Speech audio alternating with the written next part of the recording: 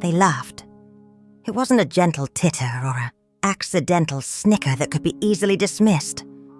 No, this was the kind of laughter that erupted freely, unrestrained, like a dam breaking, eyes crinkling at the corners, mouths wide open, revealing teeth and tonsils. It was the sound of utter comfort, the kind that surfaces when people feel perfectly safe in dismantling something, or someone. And in that living room, under the warm glow of the fireplace I had just tended, the target of their mirth was unequivocally me. I stood there, a package clutched in each hand, 2 carefully wrapped bundles that held not just items, but weeks of quiet dedication and a lifetime of memories woven into thread. Sweaters, 2 of them, knitted from scratch over 3 painstaking weeks. Every single stitch had been placed with intention, every skein of yarn selected not just for its color or texture, but because it evoked a specific echo from our shared past. One sweater featured a subtle pattern of mountain peaks traced across the chest, a direct callback to the challenging but joyful hikes we used to take as a family when my children were small, their little legs scrambling up the trails behind me. The other had a vibrant blue trim, precisely matched to the faded canvas of the old picnic blanket we spread out year after year on the same patch of grass every 4th of July, watching fireworks burst against the summer sky. Sentimental, perhaps excessively so. But wasn't that precisely the point of birthdays? To celebrate connection, history, the quiet accumulation of shared moments. "Lily," I said, my voice soft, gentle, offering the first gift to my daughter. She was perched on the edge of the sofa, legs crossed, entirely absorbed in the glowing screen of her phone. She accepted the package with a quick, almost automatic gesture, murmuring a fleeting, "Thanks. Mom," her gaze barely lifting from the device in her hands. Next was Mark, my son. "You didn't have to get us anything," he said. But a smile flickered across his face as he playfully tugged at the ribbon, unraveling the bow. For a fleeting second, just one fragile instant, a spark of hope ignited within me. Maybe, just maybe, he understood.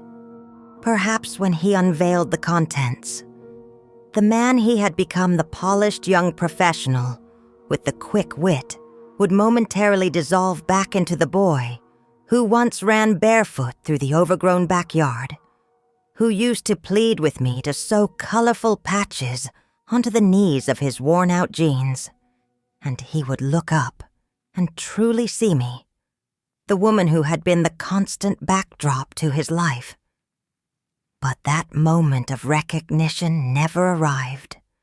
Lily was the first to open hers. A silence descended, thick and anticipatory, lasting just long enough to stretch my nerves taut. Then, with a sharp, dismissive snort, she held the sweater up by its shoulders, letting it dangle like a limp, undesirable rag. "God," she declared, her voice dripping with amusement. "This looks like something straight out of a retirement home clearance sale." Mark immediately erupted in a loud, boisterous peal of laughter, leaning back on the sofa cushions. "What even is this?" he chortled, recovering slightly. "Vintage farm chic." Lily doubled over, clutching her stomach, her laughter escalating into uncontrollable cackles. Did you seriously make this?" she managed to gasp between fits of giggles. "I did," I replied, my voice impossibly soft, maintaining a smile that felt brittle, artificial. It was the only reaction my body seemed capable of producing in that moment of fixed, unwavering smile. My heart had plummeted so rapidly, so completely, that I felt physically hollowed out. I wasn't certain I could speak another word without the carefully constructed composure of my voice shattering entirely, cracking like thin ice underfoot. It was a specific kind of pain, sharp and sudden, hitting precisely under the ribs, stealing the air from my lungs.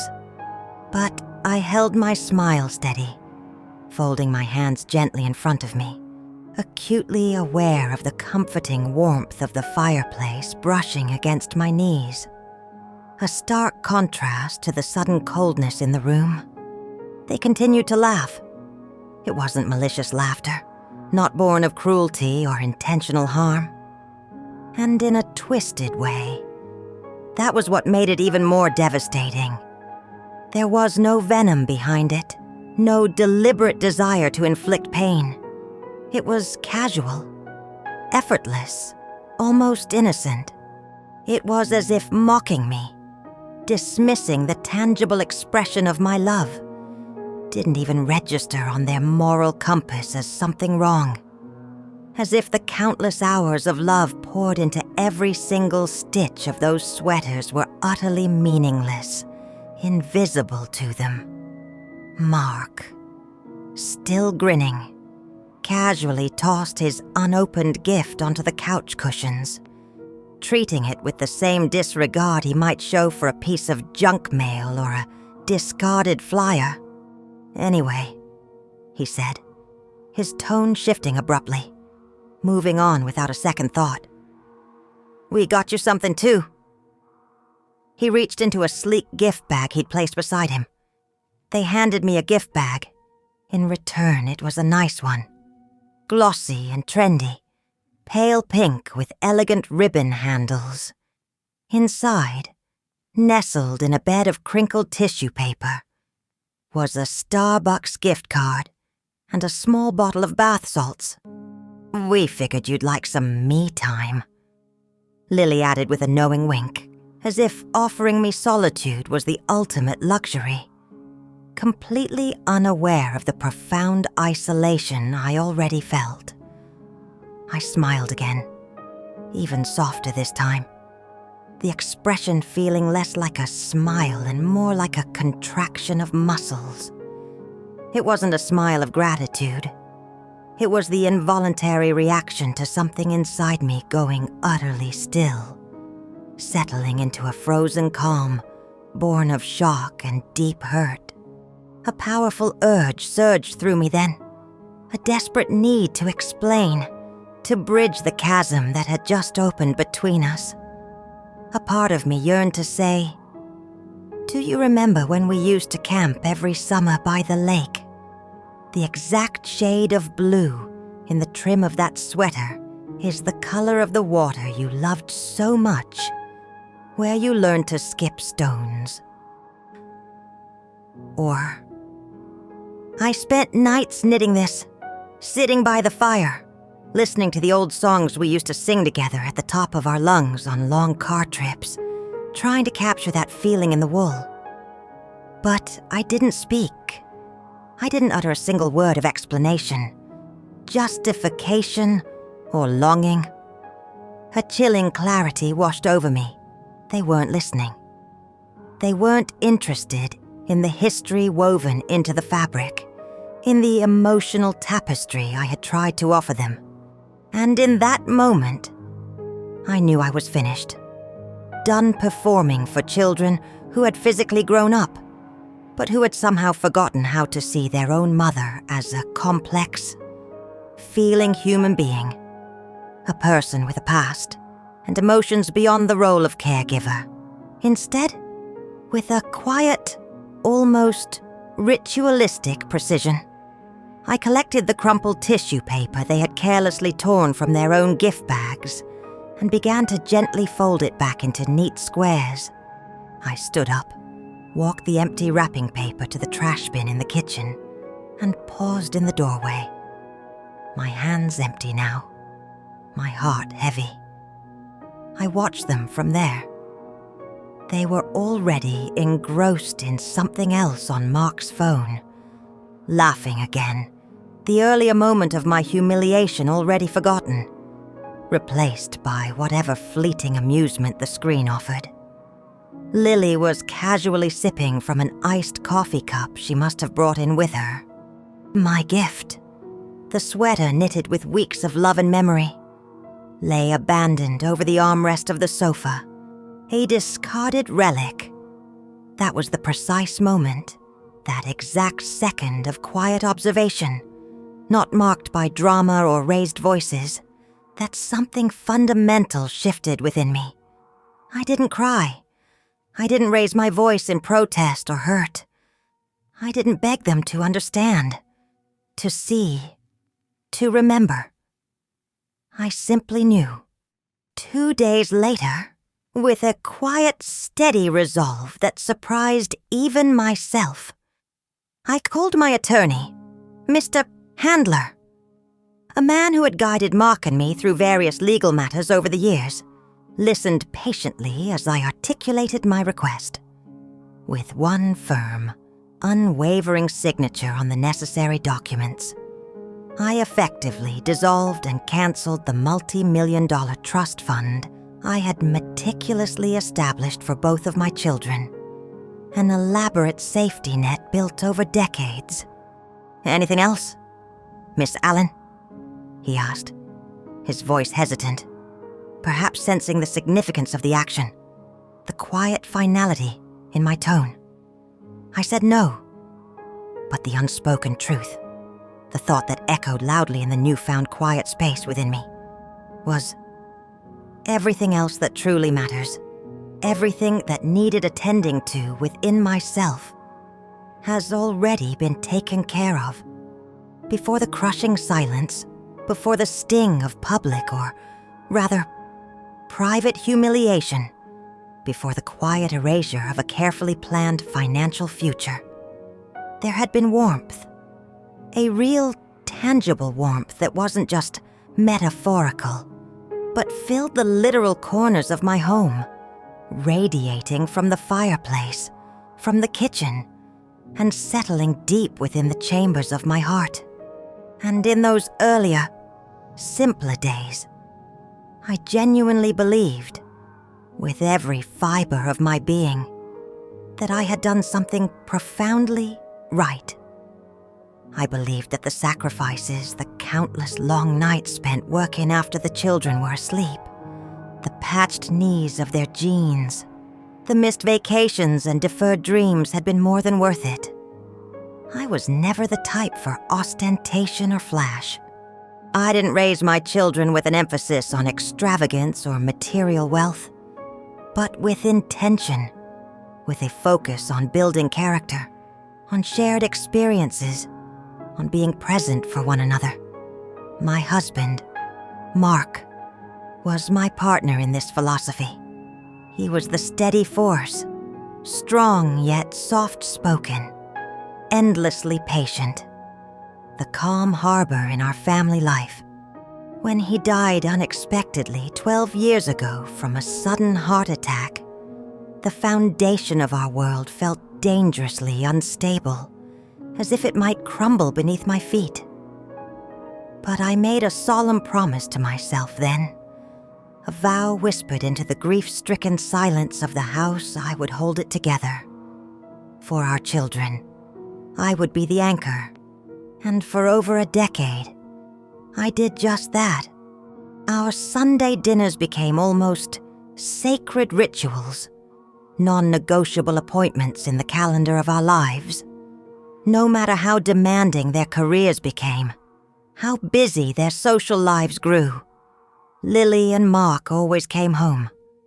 I cooked from scratch every week, not because it was a chore or an obligation, but because it was my most profound language of love.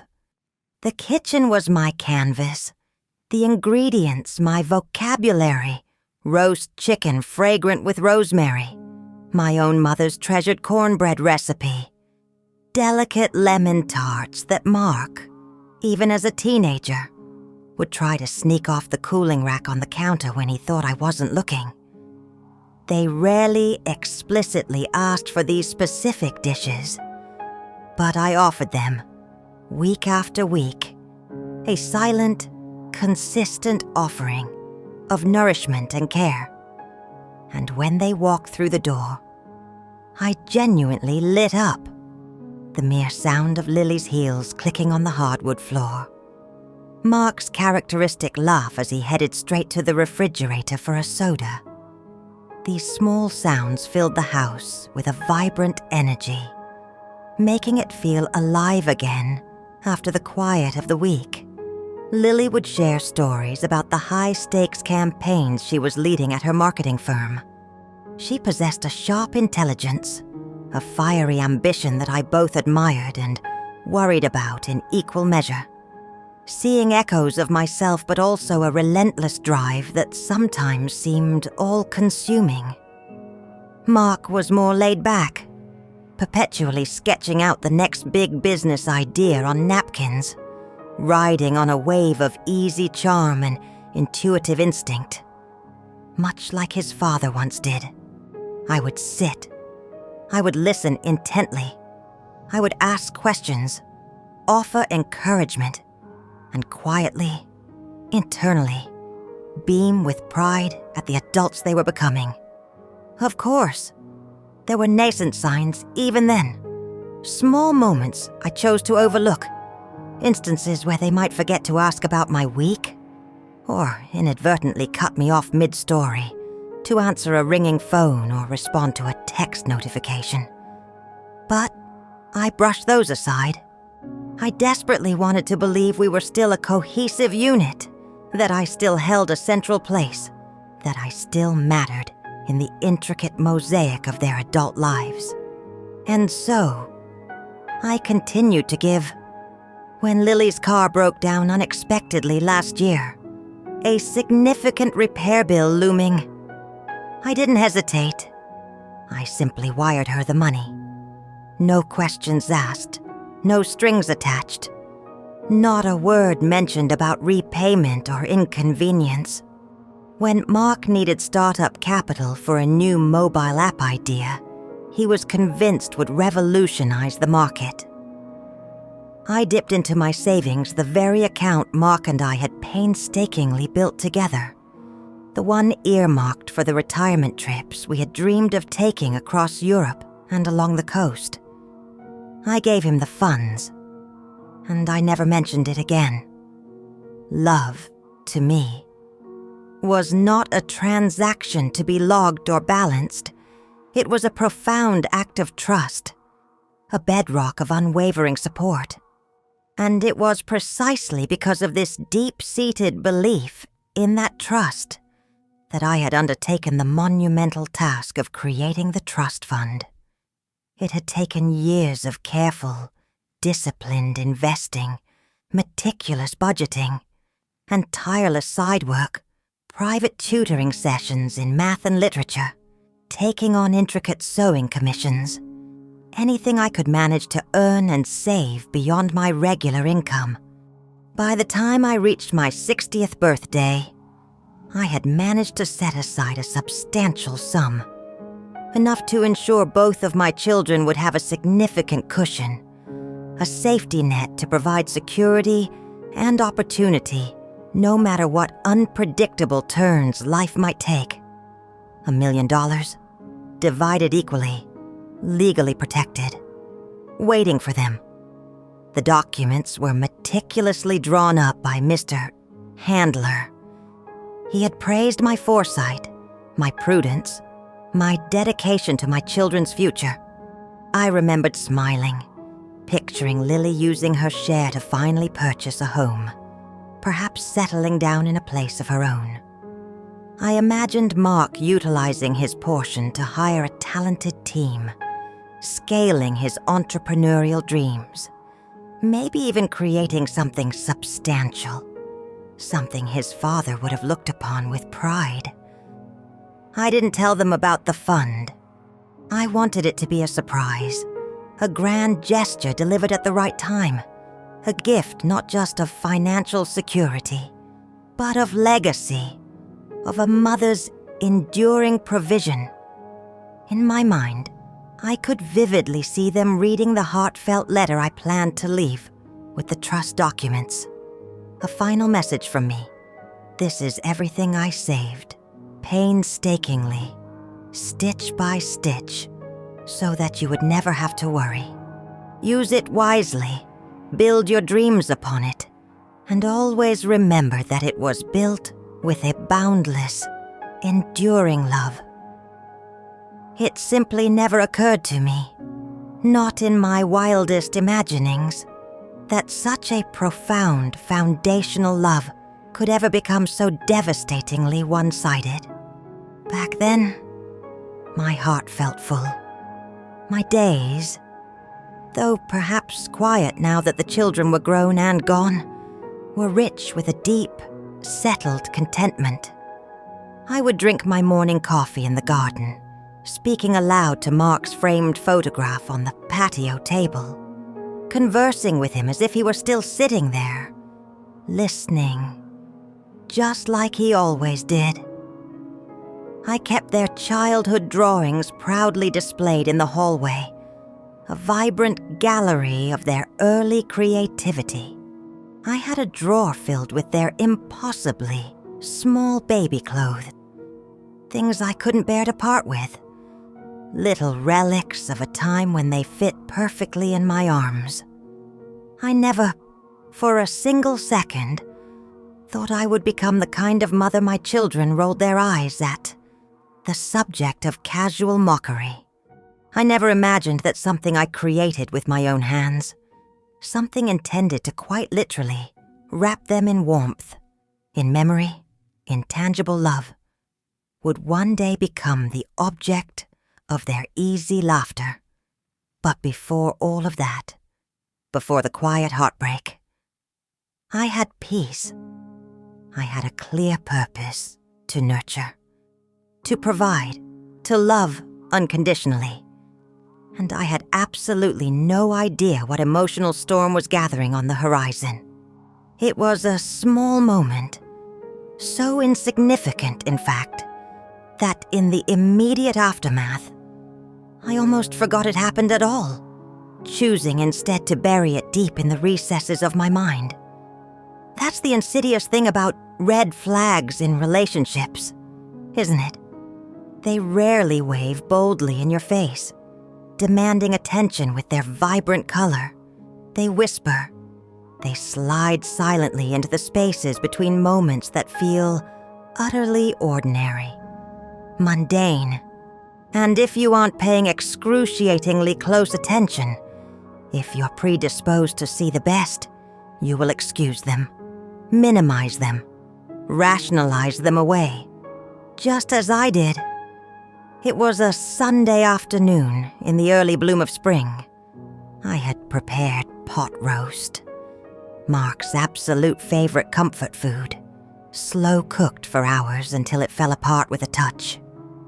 I had also baked a peach cobbler that I had spent the morning fussing over, adjusting the spices, perfecting the buttery crumb topping.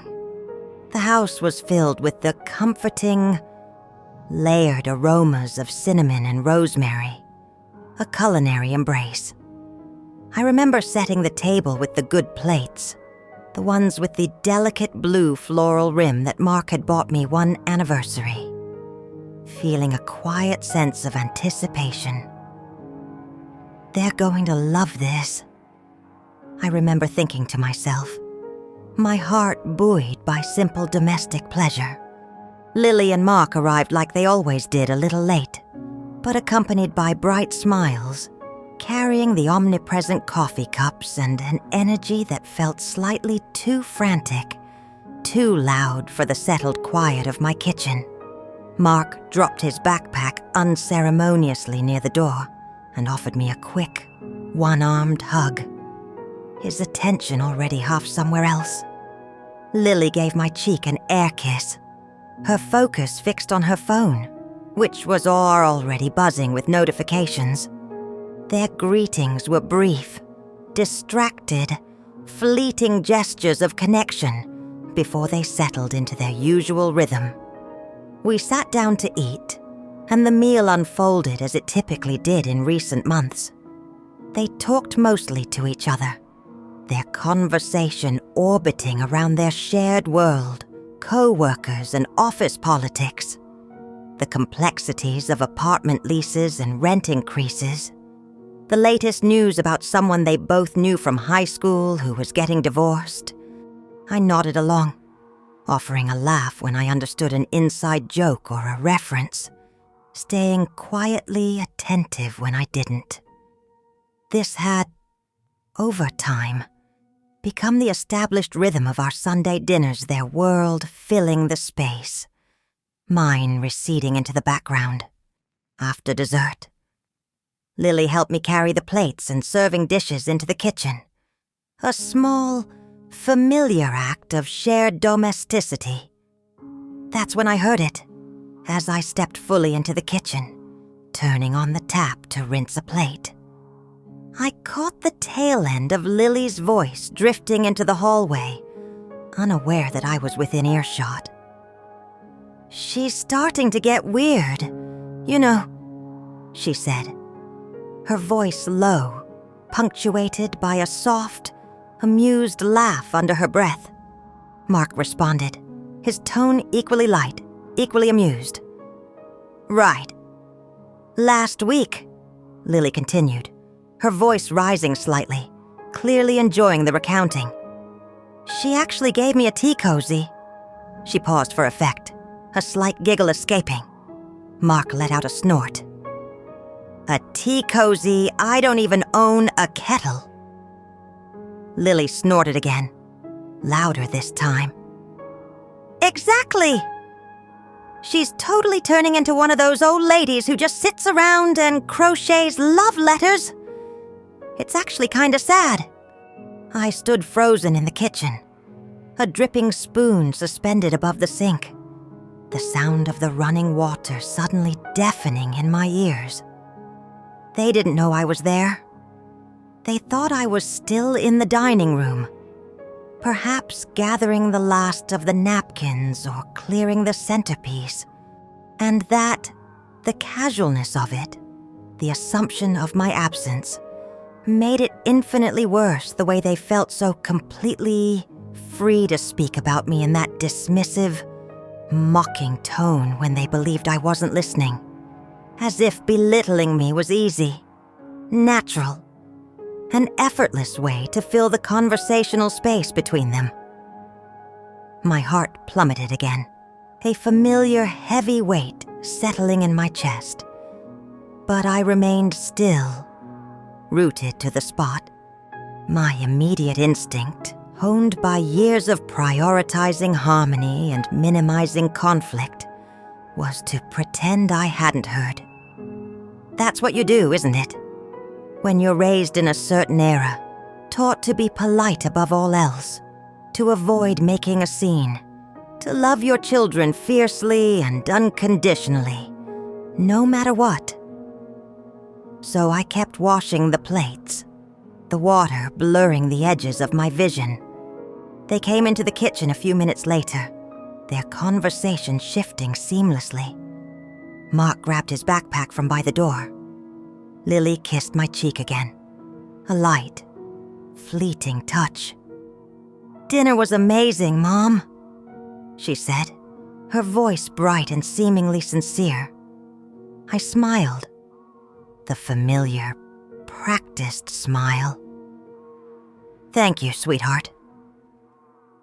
After they left, the silence that settled over the house felt different, heavier than usual.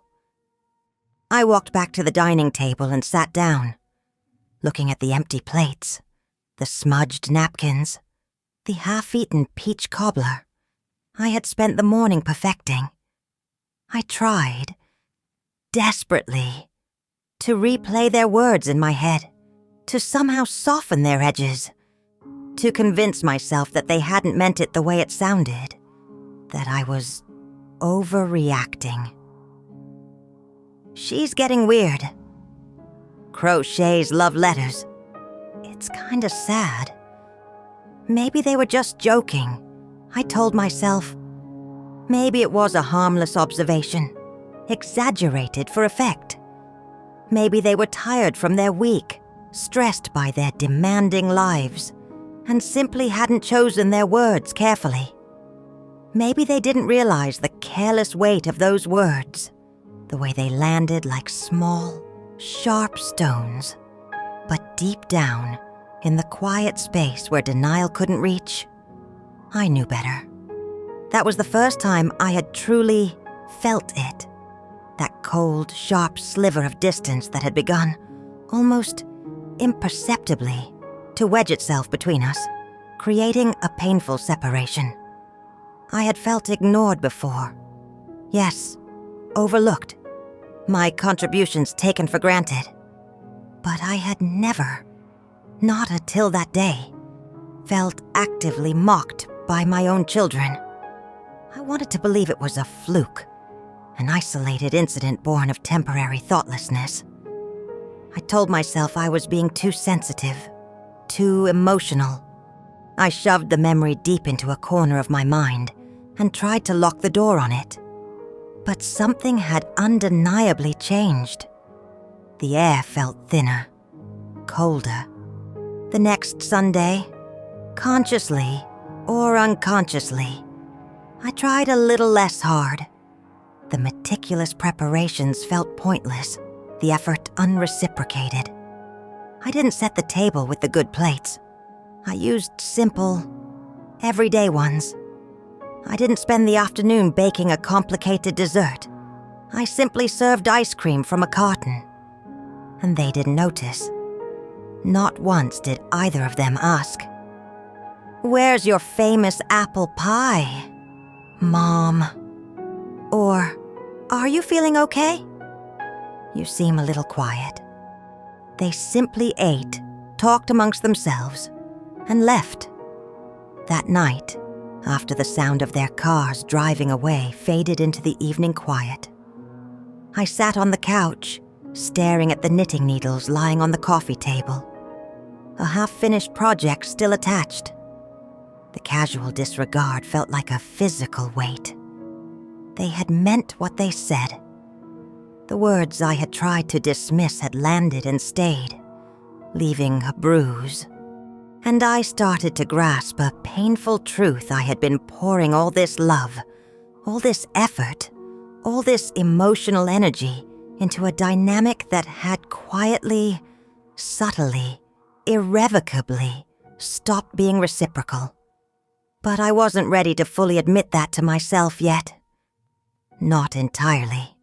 So, clinging to the remnants of hope, I picked up my needles again, chose a new, slightly more intricate pattern, and began a project intended for my upcoming birthday.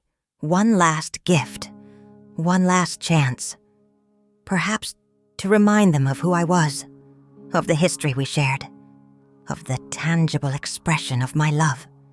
The following weeks passed in a blur of quiet erosion, like slow, persistent waves steadily pulling the sand out from under my feet, leaving me feeling increasingly unstable. There was no single, dramatic storm, no shouting matches, no doors slammed in anger, just a pervasive, insidious silence, punctuated by shrugs, by the kind of emotional emptiness that wears you down gradually, because it hides behind the comforting facade of routine. At first, clinging to my practiced denial, I kept telling myself I was imagining it. They were just busy. I reasoned, distracted by the demands of their adult lives, by work pressures and social obligations. It wasn't me. They were distancing themselves from just life, adulthood, stress, the natural progression of growing up. But when you've raised 2 children from infancy, when you've loved them with the fierce, instinctual depth of a mother, you develop an acute sensitivity to their emotional currents. You know the profound difference between temporary distraction and fundamental disinterest. It began with small, almost imperceptible things. I would send a message in our family group chat, something simple. Innocuous, a photo of the roses blooming vibrantly in the garden. A silly joke I saw online that reminded me of Mark's sense of humor. A fond memory from a family trip we took years ago to Yosemite National Park. Sometimes, neither of them would respond at all. Other times, hours later, I'd receive a single heart emoji. No words, no warmth, no reciprocal question. Just a digital acknowledgement. A superficial pat on the head that felt more like a dismissal than a connection. Then came the cancellations. Mark missed 2 Sunday dinners in a row. The first time, he sent a text message an hour before he was due to arrive. A terse, impersonal notification. Work thing came up. Can't make it. The second time, there wasn't even a message.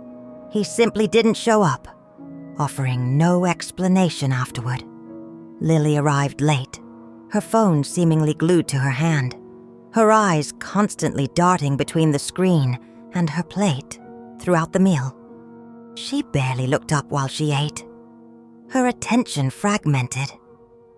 I tried to engage her, asking about her work projects, her new apartment. I even offered to help her find a unique housewarming gift to make the place feel like home. She smiled vaguely, dismissively. "It's fine, Mom. Just really busy. You don't have to worry about that stuff. You don't have to worry." That seemingly innocuous sentence echoed in my mind long after she had left, leaving a hollow space. When I wondered with a pang of sadness, had I stopped being part of the details of their lives? When had I ceased being privy to the small things, the daily updates, the concerns that once filled our conversations? There was a time, not so long ago it seemed, when I knew everything what entrepreneurial idea Mark was currently fixated on, who Lily was dating, what books they were reading, what music they were listening to. I used to receive midnight phone calls filled with their excitement, their frustrations, even their tears. Now, if I was lucky, I received a forwarded calendar invite for a birthday gathering, an impersonal digital notification of their milestones. At dinner one evening, desperate to share a piece of my own life, to feel connected beyond the role of provider and listener, I tried to tell them about a neighbor I had started helping, an elderly woman named Marjorie, whose eyesight was failing. I thought it was a sweet story, a simple act of human kindness, something that mattered in the quiet rhythm of my days. But Lily was openly checking her phone, scrolling through social media feeds. Mark was watching a TikTok video, the distracting sound of it playing right there at the dinner table, filling the conversational void. "Mom," Mark said, not even looking up from his screen, speaking mid-scroll. "Can we, maybe not do the sad old lady stuff tonight? I'm totally fried." Lily didn't even bother to look up or comment. That sentence, sad old lady stuff, stung in a way I didn't know how to articulate. A precise, targeted jab that landed squarely in my chest. That's what I had become to them. I realized with a sickening lurch. Not a person, not a mother with a life and experiences beyond them, but a category, a background character in the vibrant, fast-paced lives they had outgrown me from. But the worst part wasn't even the words themselves. It was the careless, dismissive way they were spoken. It was as if I didn't even have a right to feel hurt, as if I was being unreasonable, overly sensitive, even silly for expecting their attention, their presence, a moment of genuine connection. I began to notice how often I stayed quiet around them, not out of a sense of peaceful companionship, but out of a weary resignation. I started catching myself automatically saying things like, "It's okay. Don't worry about it." Or, "I understand you're busy." Preemptively excusing their lack of engagement, their cancellations, their emotional distance, even before they had a chance to offer a half-hearted excuse or explanation. It was as if I was forgiving them in advance for not showing up, not just physically, but emotionally. And the painful truth, the one I had carefully avoided acknowledging, was that I had, in part, taught them this behavior. I had spent years cushioning their lives, making everything easier, smoother, more comfortable. I had been the ever-present buffer between them and disappointment, between them and discomfort, between them and any hint of inconvenience. I had picked up the emotional slack so consistently, so reliably, that they had stopped even noticing when I stopped talking about myself altogether, when I quietly receded into the background of my own life. One afternoon, catching my reflection in the hallway mirror while folding laundry, I paused. I looked faded, somehow diminished, like a photograph whose colors had started to leach away. I saw someone who used to laugh loudly and freely, someone who used to host boisterous game nights that spilled onto the lawn, someone who baked elaborate treats for the entire neighborhood, someone who had stories to tell, but increasingly, no one who was truly listening. I sat down on the edge of the bed, the folded laundry forgotten. In my hands, I held one of the sweaters I had knitted, the one with the mountain peaks. It felt soft, still carrying the faint, comforting scent of lavender from the sachet in my closet. I ran my fingers over the intricate stitchwork, every loop, every knot feeling like a tiny piece of myself, a fragment of time and love encoded in the wool. And then, in the quiet of the room, I finally asked the question I had been avoiding, the one that had been a persistent, low hum beneath the surface of my consciousness. When did I become invisible to my own children? The question hung in the air, heavy, unanswered, but not for long, because soon they would provide an answer, not with words, but with laughter. And I knew, with a chilling certainty, that I would never forget the sound of it. It happened on my birthday. Not just any birthday, but my 61st. It was meant to be a quiet, ordinary day, devoid of grand expectations or elaborate celebrations, but it was important to me nonetheless. I hadn't asked for anything extravagant, didn't anticipate lavish surprises or expensive gifts. What I craved, what I truly wanted, was the simple tradition we had always shared dinner at home, my children seated around my table, the familiar comfort of their presence, and perhaps, just perhaps, a genuine moment of connection, a feeling of being truly seen. The day began with purpose. I woke early, feeling a fragile sense of anticipation, took a long, bracing walk through the quiet neighborhood, and came home with renewed energy, ready to prepare my favorite meal, chicken piccata, with its bright, tangy sauce of lemon, capers, and fresh parsley. It was the same dish I used to make for Mark on special occasions, the one that had filled the house with a cheerful, summery aroma when the children were small. I spent the afternoon carefully setting the table, laying out the crisp white linen tablecloth, arranging fresh daisies from my garden in a simple vase and placing the ceramic plates with the blue floral rim, the ones we only used on special occasions. At each setting, I chose to wear a soft blue dress, one that Lily had once commented, years ago, brought out the color of my eyes. For a few hours, caught up in the ritual of preparation, I felt a flicker of lightness, a hesitant wave of hope washing over me. They arrived together, stepping through the front door, accompanied by a wave of their usual energy and laughter. Mark carried a bottle of wine, a standard offering. Lily had her purse slung over her shoulder, her phone already buzzing with notifications in her hand. "Happy birthday, Mom!" Mark called out, leaning in for a quick, slightly hurried hug. Lily air-kissed my cheek, her focus still on her text message, barely breaking stride.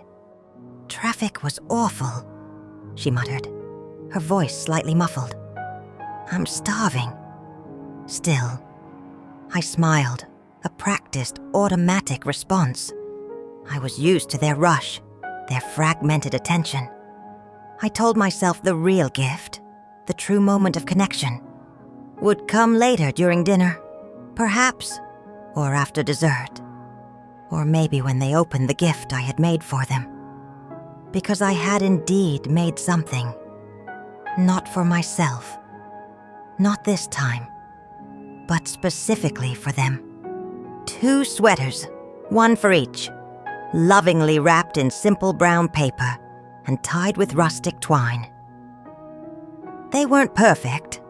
My arthritis had been acting up in recent weeks, making the intricate stitches challenging, and I'd had to unravel and restart Mark's sweater 3 times to get the pattern right. But I had poured countless hours, every spare moment, into every single stitch. Each sweater carried a piece of their childhood, a subtle nod to our shared history, a favorite color incorporated into the design, a motif inspired by old family vacations, even their initials discreetly stitched inside the collar, a hidden mark of identity and love. After we finished eating, and they had, thankfully, offered compliments on the food, a small relief washing over me, I stood up. "I made something for both of you," I announced, my voice soft but clear. "It's not much, but it's from the heart." I handed them their carefully wrapped gifts, offering them with a smile that I felt, rather than saw, had been carefully rehearsed all afternoon. They accepted the packages, a flicker of curiosity in their eyes, though their attention remained visibly divided. Lily tore into hers first, pulling out the light gray sweater with the navy blue accents. I had designed the pattern to subtly mimic the gentle waves from our summers spent by the coast in Cape Cod, a place filled with warm, sandy memories. For a second, just one beat of silence. She was quiet, examining the garment. Then, a look of confusion, followed quickly by amusement, creased her brow. She held it up, wrinkled her nose slightly, and asked, her voice laced with disbelief, "Wait, did you make this?" "Yes," I said gently, my practiced smile still in place. "I did." Mark opened his next, revealing a deep forest green sweater with a soft brown trim, colors that reminded me of his Boy Scout uniform from years past. He examined it for a second, a small, disbelieving laugh escaping his lips. "Mom, seriously," he said, shaking his head with amusement. "Are you actually trying to turn us into a knitting commercial?" Lily burst into uncontrollable laughter again, echoing his sentiment. "Oh my God," she cackled, doubling over just like she had weeks before. We're going to look exactly like a retirement couple from Vermont. They kept going, their laughter building, feeding off each other's amusement. It wasn't mean-spirited, not screaming, not born of anger, but something infinitely worse, casual cruelty. That specific, lazy mockery that stings more deeply, precisely because it is effortless, because it flows so easily, so unthinkingly from the people who should know you best, because it doesn't even register to them as wrong, as hurtful. I stood there, still smiling, not because I found any humor in the situation, but because my body seemed unable to do anything else. My hands felt cold, utterly detached from the warmth of the room. My chest felt tight, like something essential inside me had been dislodged, was missing. I just thought, I began, the fragile explanation forming on my lips, but I stopped. What was the point? What was I going to say that I had stayed up late night after night, my fingers aching with arthritis, painstakingly knitting each one by hand, that I had carefully chosen the yarns based on the faded colors of their favorite childhood blankets, that I had imagined this moment differently, picturing them smiling, perhaps even tearing up slightly, touched by the effort and the sentiment when they opened the packages. It didn't matter. In their eyes, I realized with a crushing finality, this was just another weird mum thing, another harmless joke, another moment where I was the unintentional, easily forgotten punchline. They tossed the sweaters onto the couch, abandoning them alongside Mark's backpack and Lily's coffee cup, and moved on seamlessly, their conversation immediately shifting back to their world work. A new streaming series they were watching, a trendy restaurant they wanted to try. I sat down quietly, picking up my teacup. The tea had gone lukewarm, mirroring the temperature of the room, of the moment. My smile never fully faded, but it remained frozen on my face, brittle and fixed, like a mask made of glass. They didn't notice. And that was the moment. That exact, silent second between their lingering laughter and the quiet hum of the dishwasher starting its cycle in the kitchen. That something deep inside me, something essential to my being, cracked. I had given them everything, my time, my savings, my unwavering, boundless love, and in return, I had become utterly, painfully invisible. That night, after they left, the house settling into a quiet that felt different, heavier than before. I carefully folded the sweaters. I placed them back in the same brown paper and twine, tucking them gently into the box. I carried the box upstairs and placed it in the back of my closet, behind old photo albums and forgotten summer blankets. Out of sight. I never mentioned the trust fund to them. I never mentioned the quiet tears I wiped away in the dark after the door closed behind them. But something profound, something irreversible, had shifted inside me. And for the first time in years, I stopped asking myself what more I could possibly give. I started asking myself what precious pieces of myself I had left to protect. After that night, my 61st birthday, the quiet, internal unraveling of a lifetime of devotion, everything changed. Not with a sudden, dramatic explosion. Not loudly, but subtly, incrementally. The shift occurred in the quiet spaces, in the vast, unspoken territory between words that were never said and questions that were never asked. I didn't confront them. I didn't yell or cry or demand to be seen or appreciated. That wasn't my nature. It wasn't who I was or had ever been. But something within me had settled into a profound stillness. Not numbness. Not yet. But still. Like the surface of a pond just before it begins to freeze solid in the winter chill. The following Sunday, a day that had for decades been the unquestioned anchor of our family week. I didn't cook.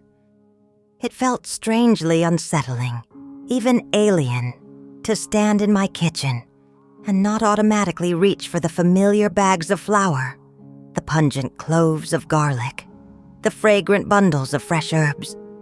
I had always started the day with intention, with a purpose that revolved around nurturing them, marinating the meat, roasting the vegetables, stirring the sauces, tasting and adjusting the flavors.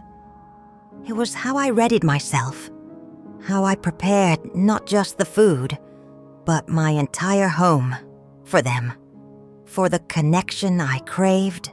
Instead, that Sunday, I made myself simple toast and tea. I sat in the garden for a while, pulling out weeds I'd been ignoring for weeks, finding a quiet satisfaction in the small act of clearing space.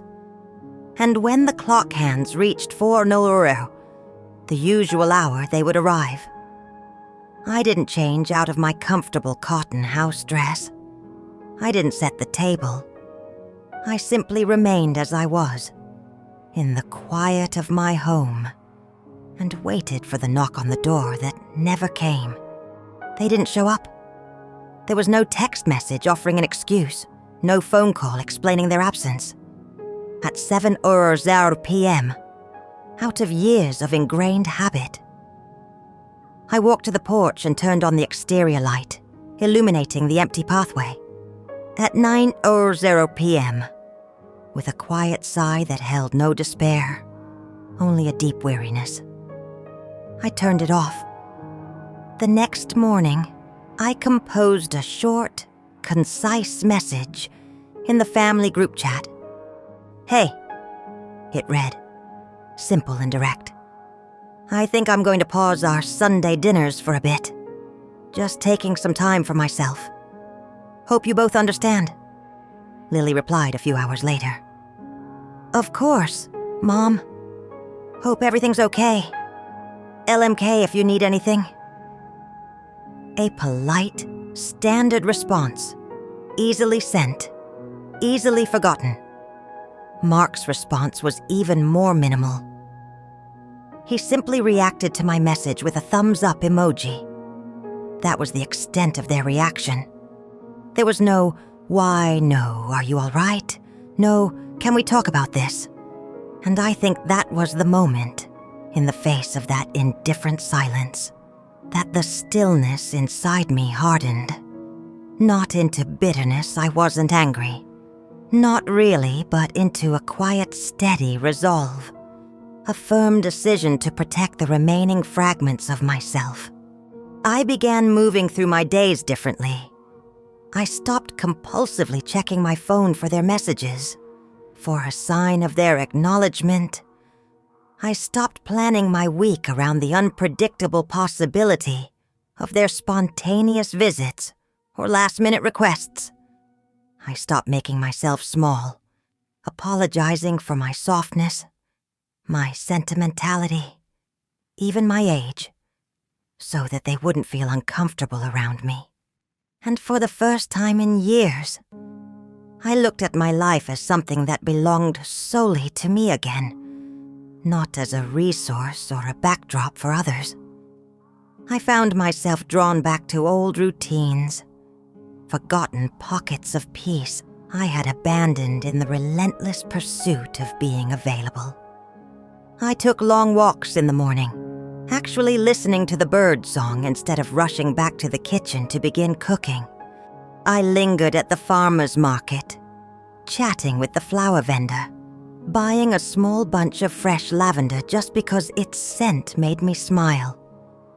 And in the evenings, I would sit with Mark's old journal, a worn leather-bound notebook he had kept, filling a page or two every week with reflections on our lives, memories from our travels, little bits of philosophy and observation. I hadn't touched it in years. The grief too raw, the connection too painful. But now, I found solace in his words. I had forgotten how much he truly saw me, how deeply he understood the quiet core of my being. One entry, in particular, leapt off the page. Celeste has this light about her. She doesn't force it. She simply carries it. It radiates from within. I worry sometimes that the kids won't always see it, the way she gives so completely, without asking for anything back. I hope they inherit that part of her. But I also hope she learns to keep some of that light for herself. Reading those words broke something open in me. Not sadness, not regret, but a profound, resonant truth.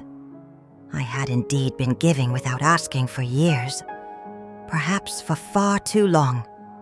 And my children, in their effortless self-absorption, had grown accustomed to my love being a constant, reliable background noise, always present, never questioned, never needing to be earned or appreciated. But I wasn't background noise.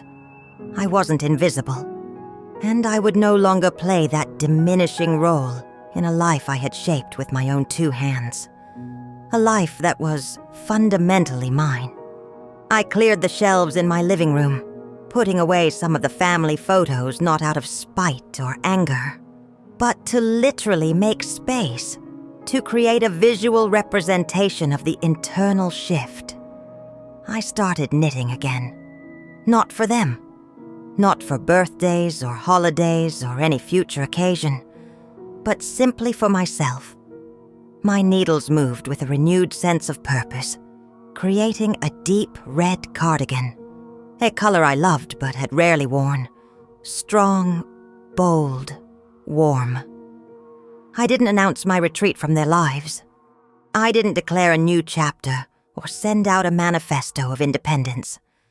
I simply began, quietly, resolutely, stepping out of the narrow frame they had unconsciously placed me in, the one labeled, Mom always available, never demanding, always giving. And what I discovered in that newly created space was not the loneliness I had feared. It was a profound sense of freedom, not the kind that shouts from the rooftops, but the quiet, internal kind that comes with a deep, cleansing exhale. For years, I had been waiting for them to see me, to remember the woman I was, to bridge the distance and come close. Now, I realized with a quiet certainty, I didn't need them to anymore. They thought I had stepped back because I was tired, because I was old, because I had nothing left to offer. But what they didn't realize was that I was only just beginning to reclaim myself, piece by precious piece. They assumed I was finished, that my story was winding down. And that, I realized with a small, internal smile, was exactly what I wanted them to believe. There is a specific kind of silence that doesn't feel peaceful or restorative, but instead presses against your chest, heavy and suffocating, a constant reminder that you are completely, utterly alone. That was the silence I woke up to, day after day, in the weeks that followed my decision to suspend the Sunday dinners. No messages, no visits, not even a missed call from either of my children. At first, I tried to rationalize it, telling myself they were simply respecting my request for space, that they thought I needed rest or solitude after what they perceived as a period of stress. But the weeks kept passing, stretching into a long, unbroken quiet. My birthday remained unmentioned. the date sliding past without acknowledgement. There were no check-ins, no follow-ups, no simple messages asking, "How are you?" I wasn't sure if they were even curious about my well-being or if they just assumed I would bounce back, resilient as always, eventually resuming my role as the ever-available mother. That's when the loneliness truly began to creep in, not because I had no one in my life, but because the people I loved most deeply, the ones I had built my world around, had effectively stopped showing up, had become absent presences. It was a Tuesday afternoon. I remember it distinctly because the sky was a dull, oppressive, overcast gray, mirroring the landscape of my emotional state. I had just returned from the grocery store, carrying 2 small bags, noticeably smaller than usual because these days I wasn't cooking for a family, just for one. I placed them on the kitchen counter and realized, with a jolt, that I hadn't spoken a single word to anyone all day. Not one person. I walked to the sink and turned on the water, letting it splash over my hands as I stared out the window above the sink.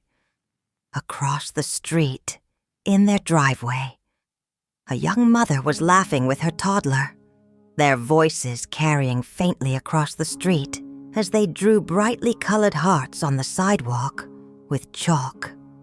I watched them for a long time, the water still running, a wasteful backdrop to my silent observation.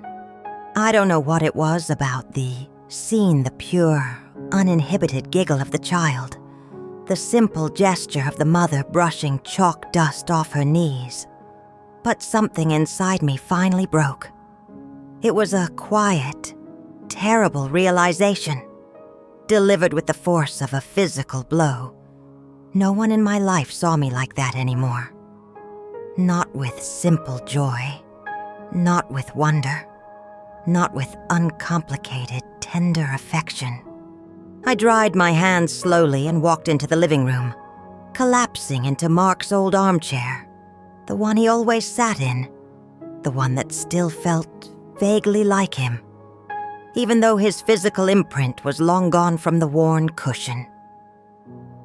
I sat there anyway, gripping the armrests like they might somehow hold me together, keep me from dissolving entirely. There were no tears, not yet. Just a dull, persistent ache behind my eyes and a heavy, crushing weight in my chest. I looked around the room at the framed family photos smiling from the mantelpiece, at the birthday cards I had carefully kept over the years, even at the small vase of dried roses on the side table, the last bouquet Mark had given me. Years ago now. Everything looked like a museum of memories, a static exhibition of a life I had poured myself into, of love that had once felt so gloriously reciprocal. But in that moment, surrounded by these artifacts of connection, all of it felt utterly, profoundly hollow. I turned on the television, not to watch anything specific, but just for the noise, for the illusion of not being entirely alone. It happened to be one of those cheerful cooking shows.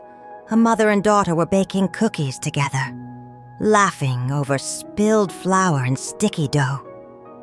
I stared at the screen for a long time, not truly seeing the images, the bright colors, the staged happiness. Then, abruptly, I stood up. I walked to the hallway closet, the one where I had tucked away the box with the sweaters. I opened the door, pulled the box down from the high shelf. They were still inside, folded precisely, wrapped gently in the same tissue paper I had used that birthday night. Untouched, undisturbed.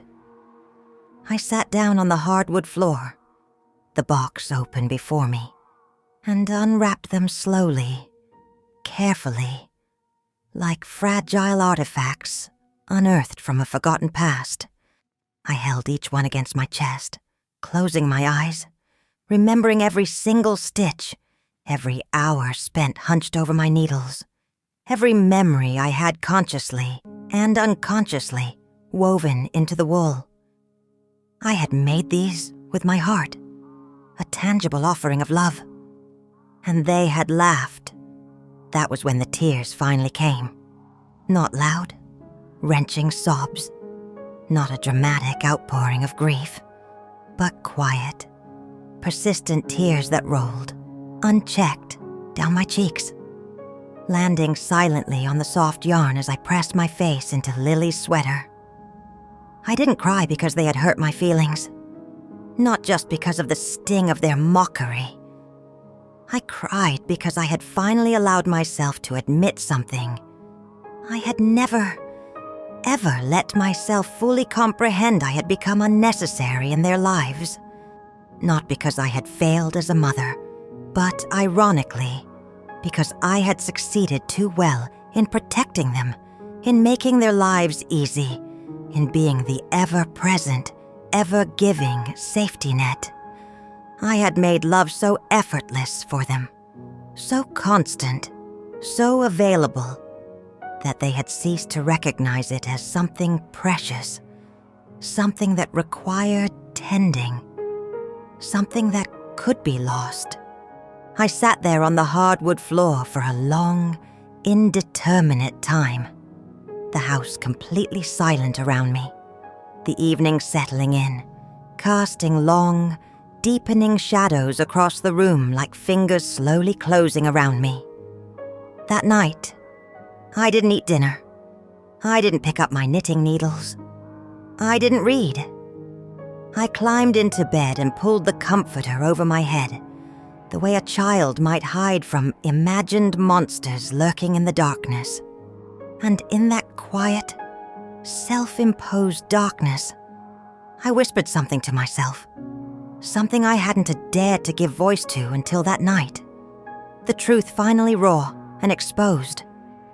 I don't deserve this. It wasn't a statement born of anger, or a desire for revenge, or a plea for sympathy. It was simply, profoundly, the truth. And it was the first truth, the first honest admission of my own worth and pain that I had said aloud in a very long time. It started with a drawer. I wasn't searching for anything significant, not anything sentimental or emotionally resonant.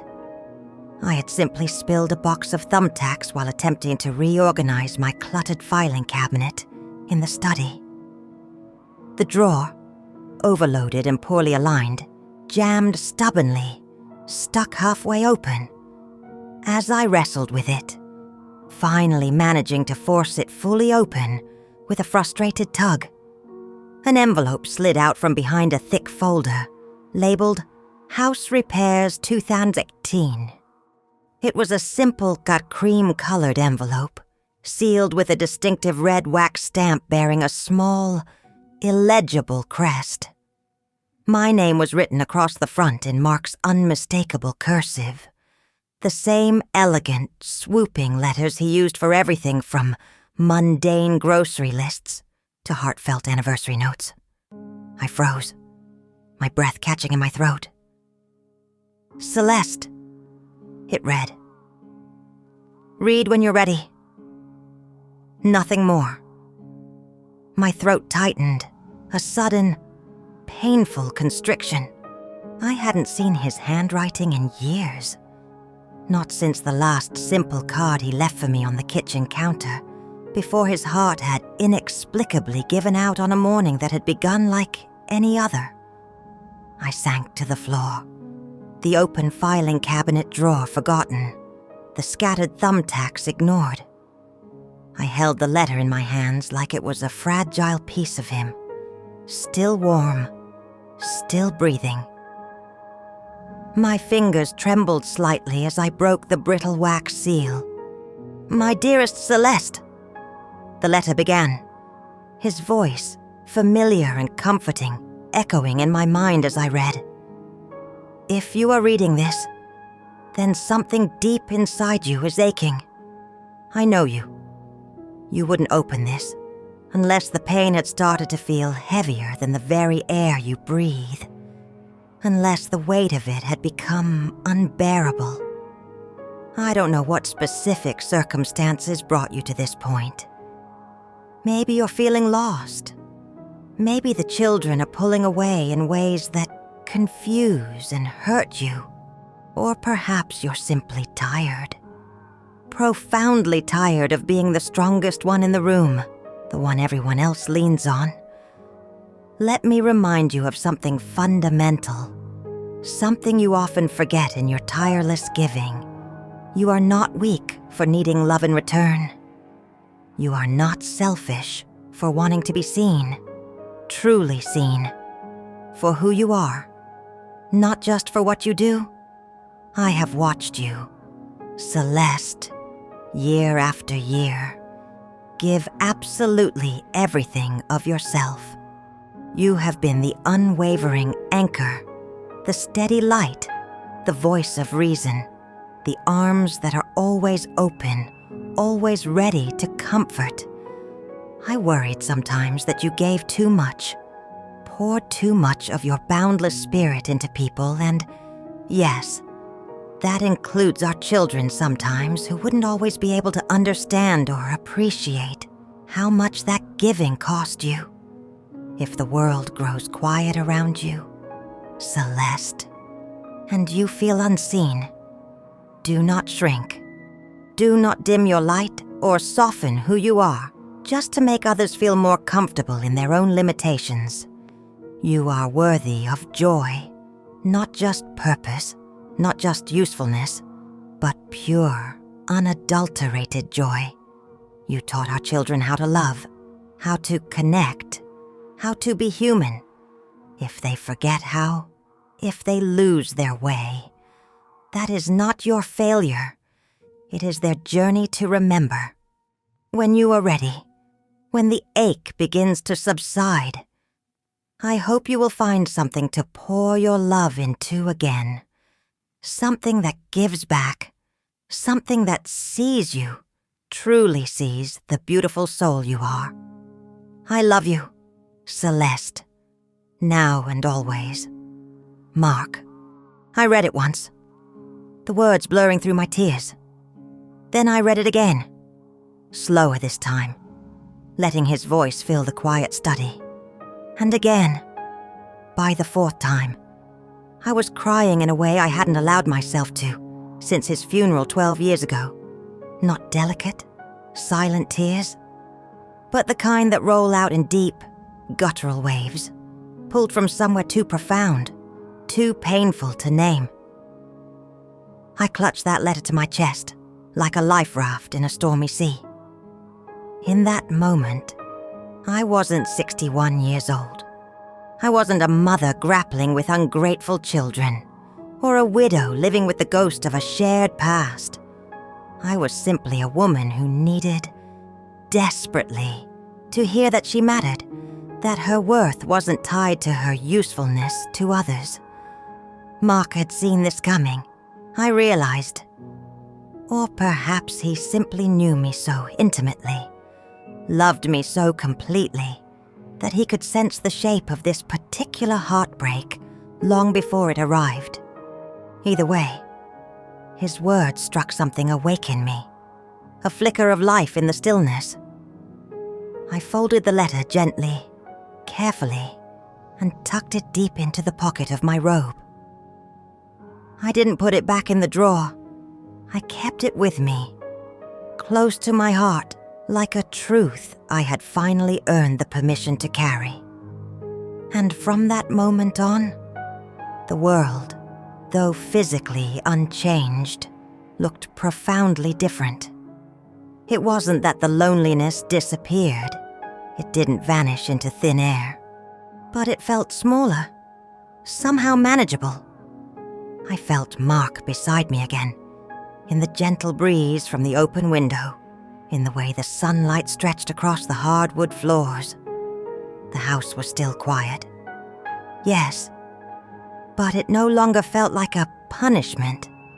No longer felt like an empty echo of what was lost.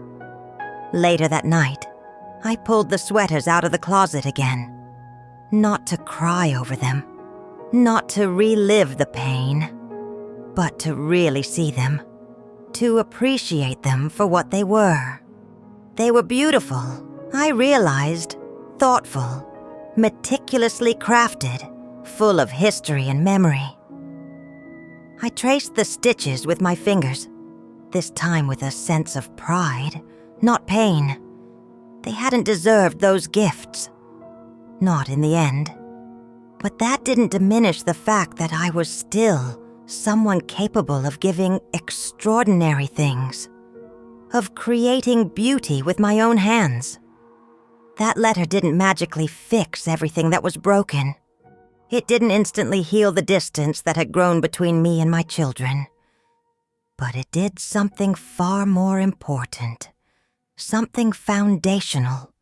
It helped me remember who I had been before I started disappearing, stitch by painful stitch, inside everyone else's needs and expectations. Mark had known. He always knew. And now, finally, truly, I did too. The morning after I found Mark's letter, something subtle but profound shifted within me.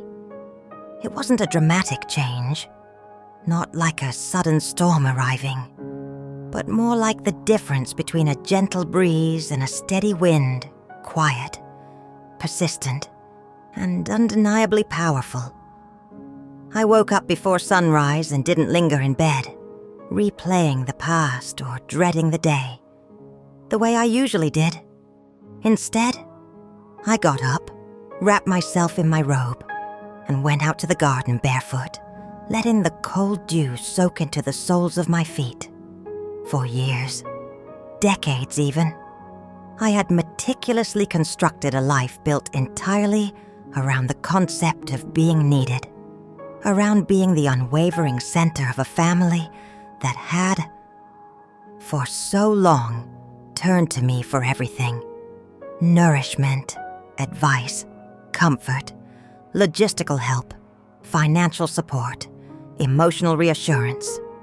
But the truth, illuminated by Mark's words, was now impossible to ignore. My children had gradually stopped seeing me as a multifaceted person. I had, over time, become a habit, an assumption, a convenient placeholder in their busy lives. But now, I had Mark's letter tucked into my pocket, not just a physical piece of paper, but a permission slip, a validation, a powerful reminder that I had always been, and still was, more than just what I did for others.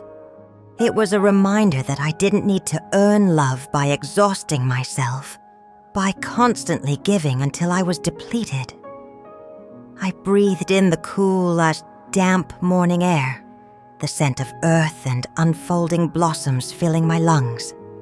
And for the first time in what felt like years, I wasn't holding my breath, bracing for the next disappointment or demand. That day, I moved through my home with a new kind of quiet clarity, a focused intention. I made myself an omelet filled with goat cheese and spinach for breakfast, not because anyone else liked it, but simply because I did. I put on old jazz records, the kind Mark and I used to listen to, letting the melodies fill the space while I cleaned out the kitchen drawers, discarding clutter I hadn't touched in years.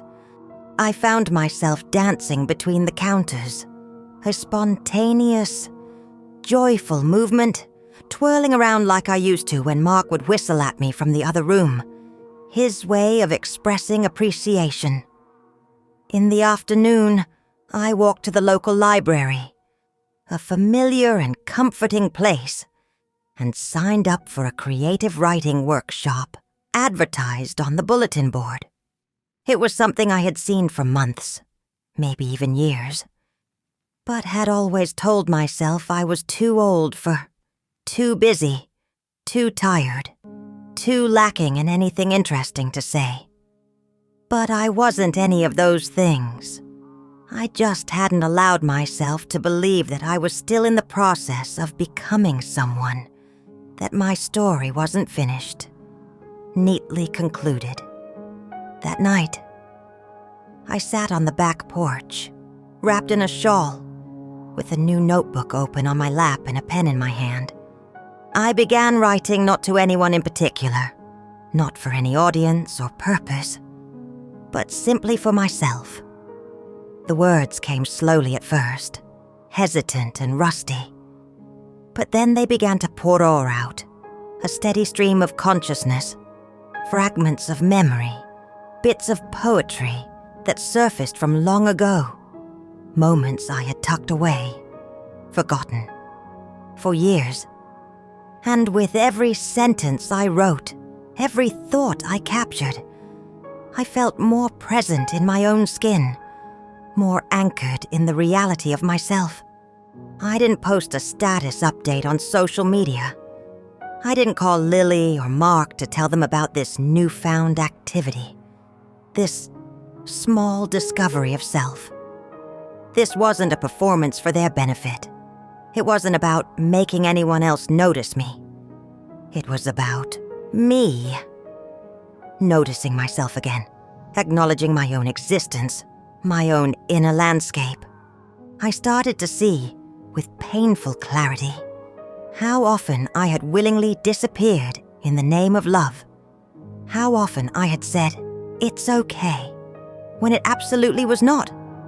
How often I had made excuses for their absence, softened their careless cruelty with my understanding, shrunk myself down so they wouldn't feel guilty or uncomfortable around my vulnerability, my needs.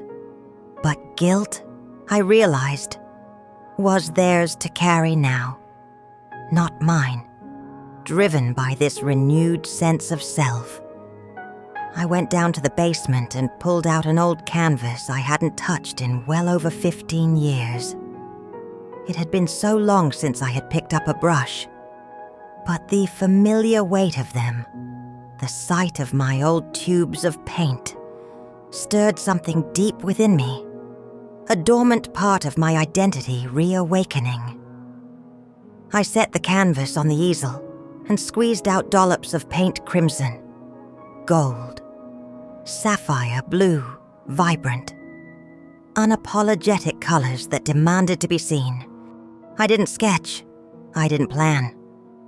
I just began, guided by instinct and emotion. And I didn't stop until well after midnight, hours dissolving unnoticed. When I stepped back, my hands streaked with color. My heart felt full in a way it hadn't since before Mark died. I looked at the painting abstract, wild, a riot of color and texture, utterly unapologetic in its expression, and whispered aloud to the empty room. "I'm still here." It wasn't a defiant declaration. It was a revelation, a quiet understanding that settled deep in my bones. I didn't need to be rescued. I didn't need to beg anyone to remember me, to see my value. What I needed, I finally understood, was to remember myself, the woman who had indeed raised a family with fierce devotion. Yes, but who had also been an artist, a lover, a creator, a woman with sharp opinions, a playful spirit, and a deep well of joy.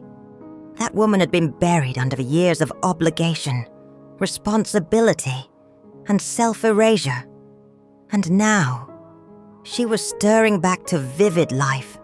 That night, I slept with the window open, letting the cool night air flow in, and Mark's letter resting on my nightstand, a tangible link to his enduring belief in me. The wind moved the curtains gently, and in the soft darkness, I imagined him beside me, proud, Not because I had found a way to forgive our children, not because I had fixed the broken dynamic, but because I had finally remembered how to love myself first, how to tend to my own light.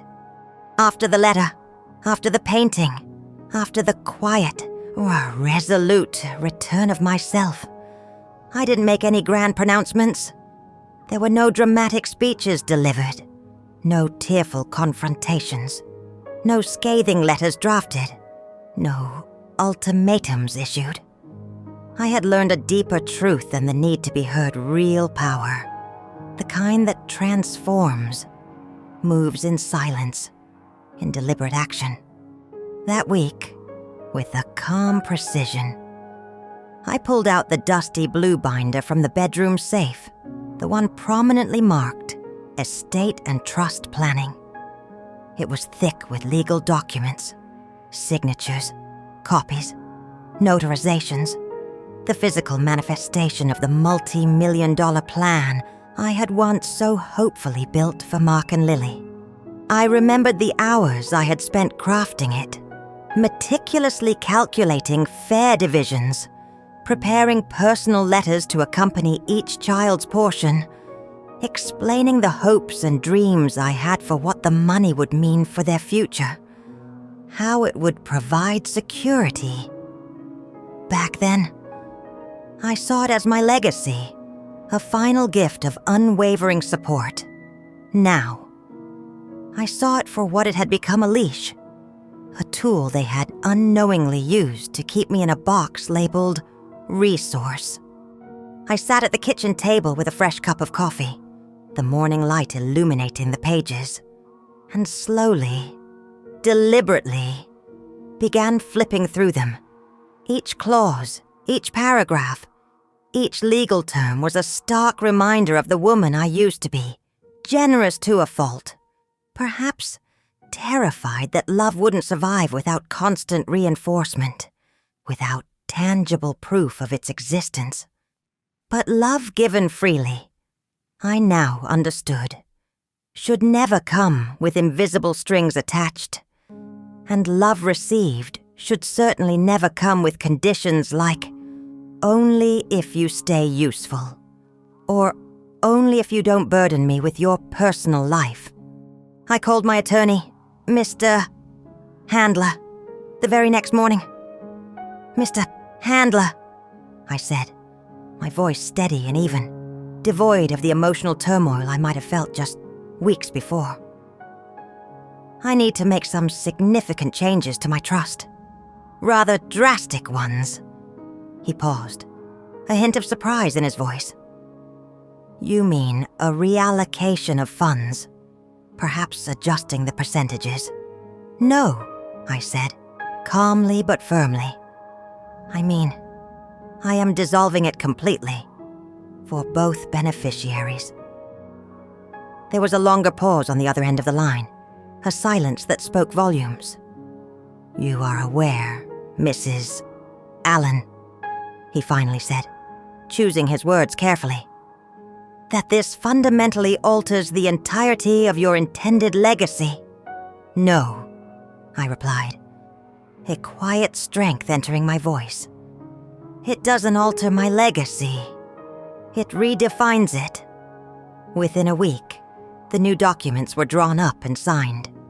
Instead of $2 million trust funds designated specifically for my adult children, the new legal plan detailed the establishment of a charitable foundation in my name, a legacy of my own design.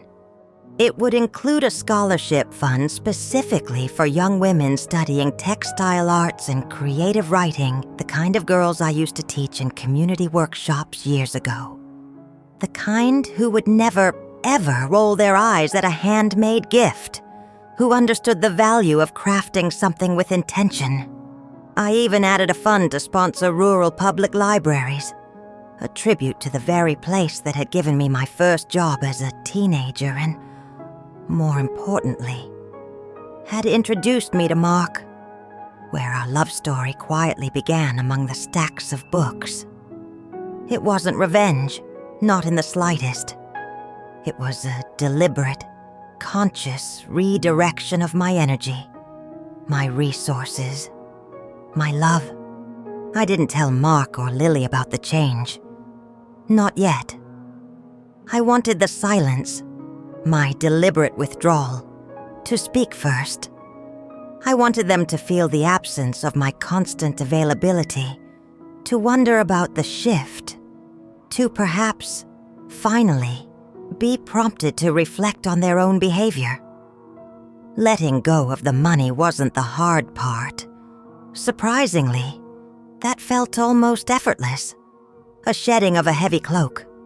What was truly challenging, what required a deeper, internal recalibration, was releasing the version of myself that still desperately wanted to be their safety net, their constant resource, even when I was no longer their priority, no longer seen as a person worthy of attention. I stopped answering their text messages immediately. I let their calls go to voicemail, sometimes for hours, sometimes for a day or more. I still replied, eventually. But hours later, short answers, polite but devoid of the effusive warmth they were accustomed to.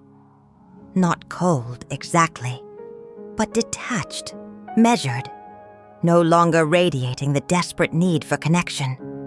No more "love you" at the end of every message. No more instant comfort or reassurance.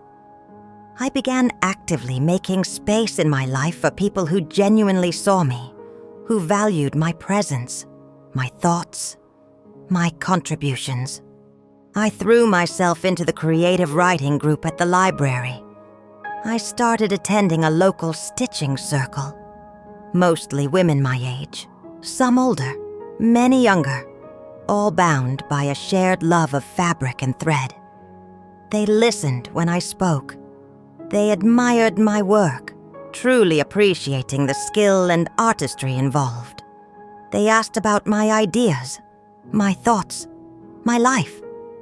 They saw me not as an aging mother to be humored or managed, but as a woman with skill, with history, with a vibrant presence. I took a solo day trip to the coast, something I would never have done before, always waiting for someone else to join me, to validate that my time was worth filling with beauty and solitude. I watched the relentless power of the ocean crashing against the rocks and thought about all the times I had waited, patiently, for someone else to make plans, someone else to decide that my presence was worth their effort. That day, I made a new, firm rule for myself if I wouldn't accept their absence, their lack of presence, when they needed something from me. Then they certainly shouldn't expect my immediate, unquestioning presence when they didn't. By the third week of my deliberate withdrawal, Lily texted. "Everything okay?" she wrote, her tone a little more tentative than usual. "Haven't heard from you much lately," I replied, simply and honestly. "Yes, I'm well. Just enjoying some quiet time." She sent a heart emoji in response. I didn't reply. Mark called twice, leaving a voicemail about wanting to grab lunch sometime, a vague, non-committal invitation. I didn't call back. I no longer owed them immediate access to me, to my time, to my emotional energy. That part of my motherhood, the relentless, unconditional availability, had been quietly, firmly retired. And slowly, gradually, I began to feel powerful again. Not because I was plotting revenge or wielding financial control, but because I was rebuilding the house of myself, brick by patient brick. And this time, the doors had locks. The light stayed on for guests who knocked and were welcomed, not for those who simply assumed entry. And the rooms inside were decorated for my own comfort, my own taste. not for their potential approval. They thought I was being distant, perhaps moody or passive-aggressive. But the truth was, I was finally getting profoundly close to the woman I had always been, the woman Mark had seen, and to the deep, settled peace I had been too busy giving away to others.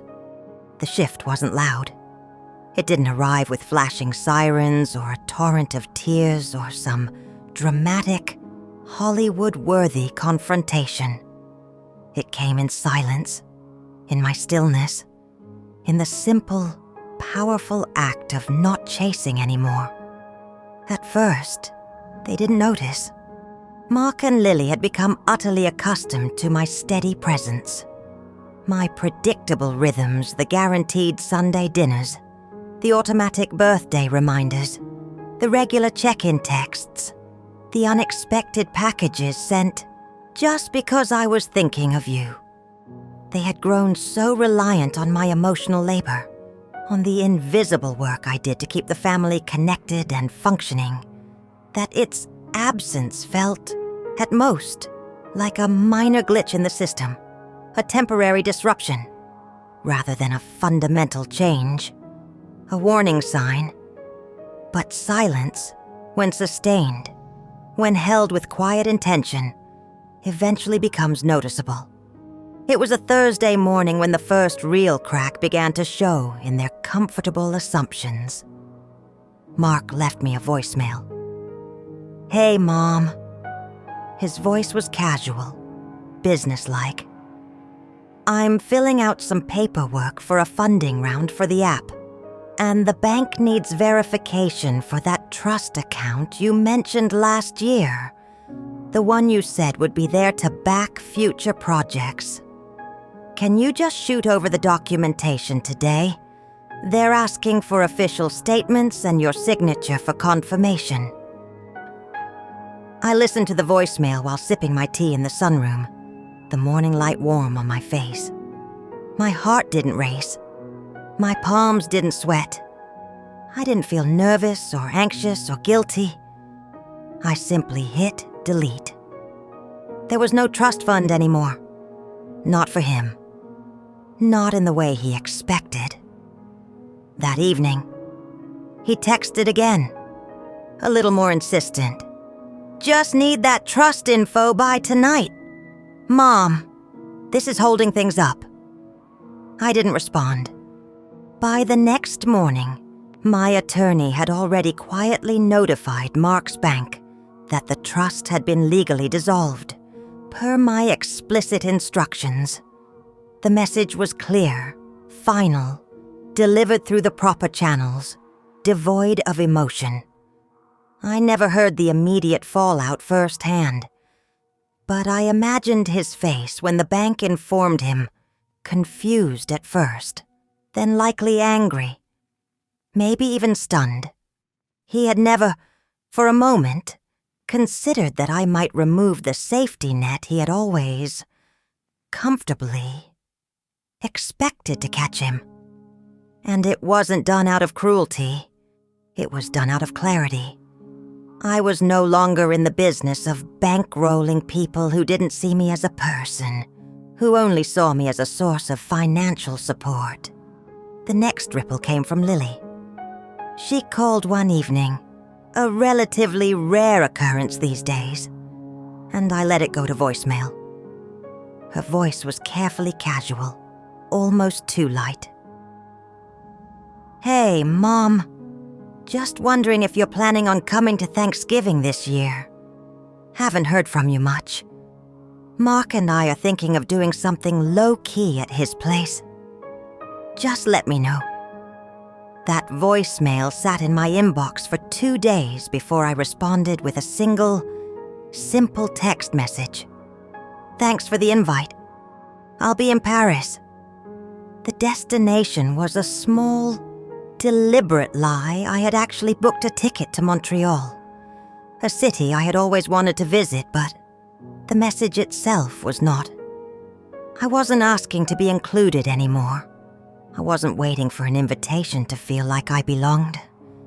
I had simply made my own plans. Plans that didn't orbit around their expectations. And for once, I didn't feel a flicker of guilt about it. I felt wonderfully, liberatingly free. It was the first time in their adult lives that I consciously chose not to arrange my schedule, my holidays, my entire existence around theirs.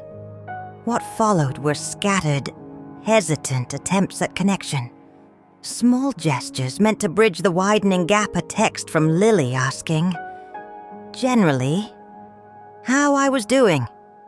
A random meme from Mark he thought I'd find funny. I replied when I felt like it, sometimes hours later, sometimes not at all. Their words no longer carried the weight of obligation for me. Not because I didn't love them, because I did, still, in my own way. But because I had stopped depending on their love, their attention, their validation to define who I was. The more they reached out and found a quieter, more distant, less immediately available version of me, the more unsettled they seemed to become. I could sense it in the tone of their messages, the hesitations in their voicemails, the sudden, almost awkward politeness, as if they were slowly beginning to realize they had wandered too far, taken me for granted for too long. And now they weren't quite sure how to find their way back to the woman they had misplaced. I hadn't yelled. I hadn't accused them of being ungrateful. I hadn't written a scathing, passive-aggressive letter or posted cryptic messages on social media. All I had done was withdraw the fuel. I had stopped feeding a dynamic that had been exhausting me, depleting me, for years. And without my constant effort, without my relentless emotional tending, their power over my well-being, over my peace, began to shrink, not in a cruel way, but in a deeply truthful one.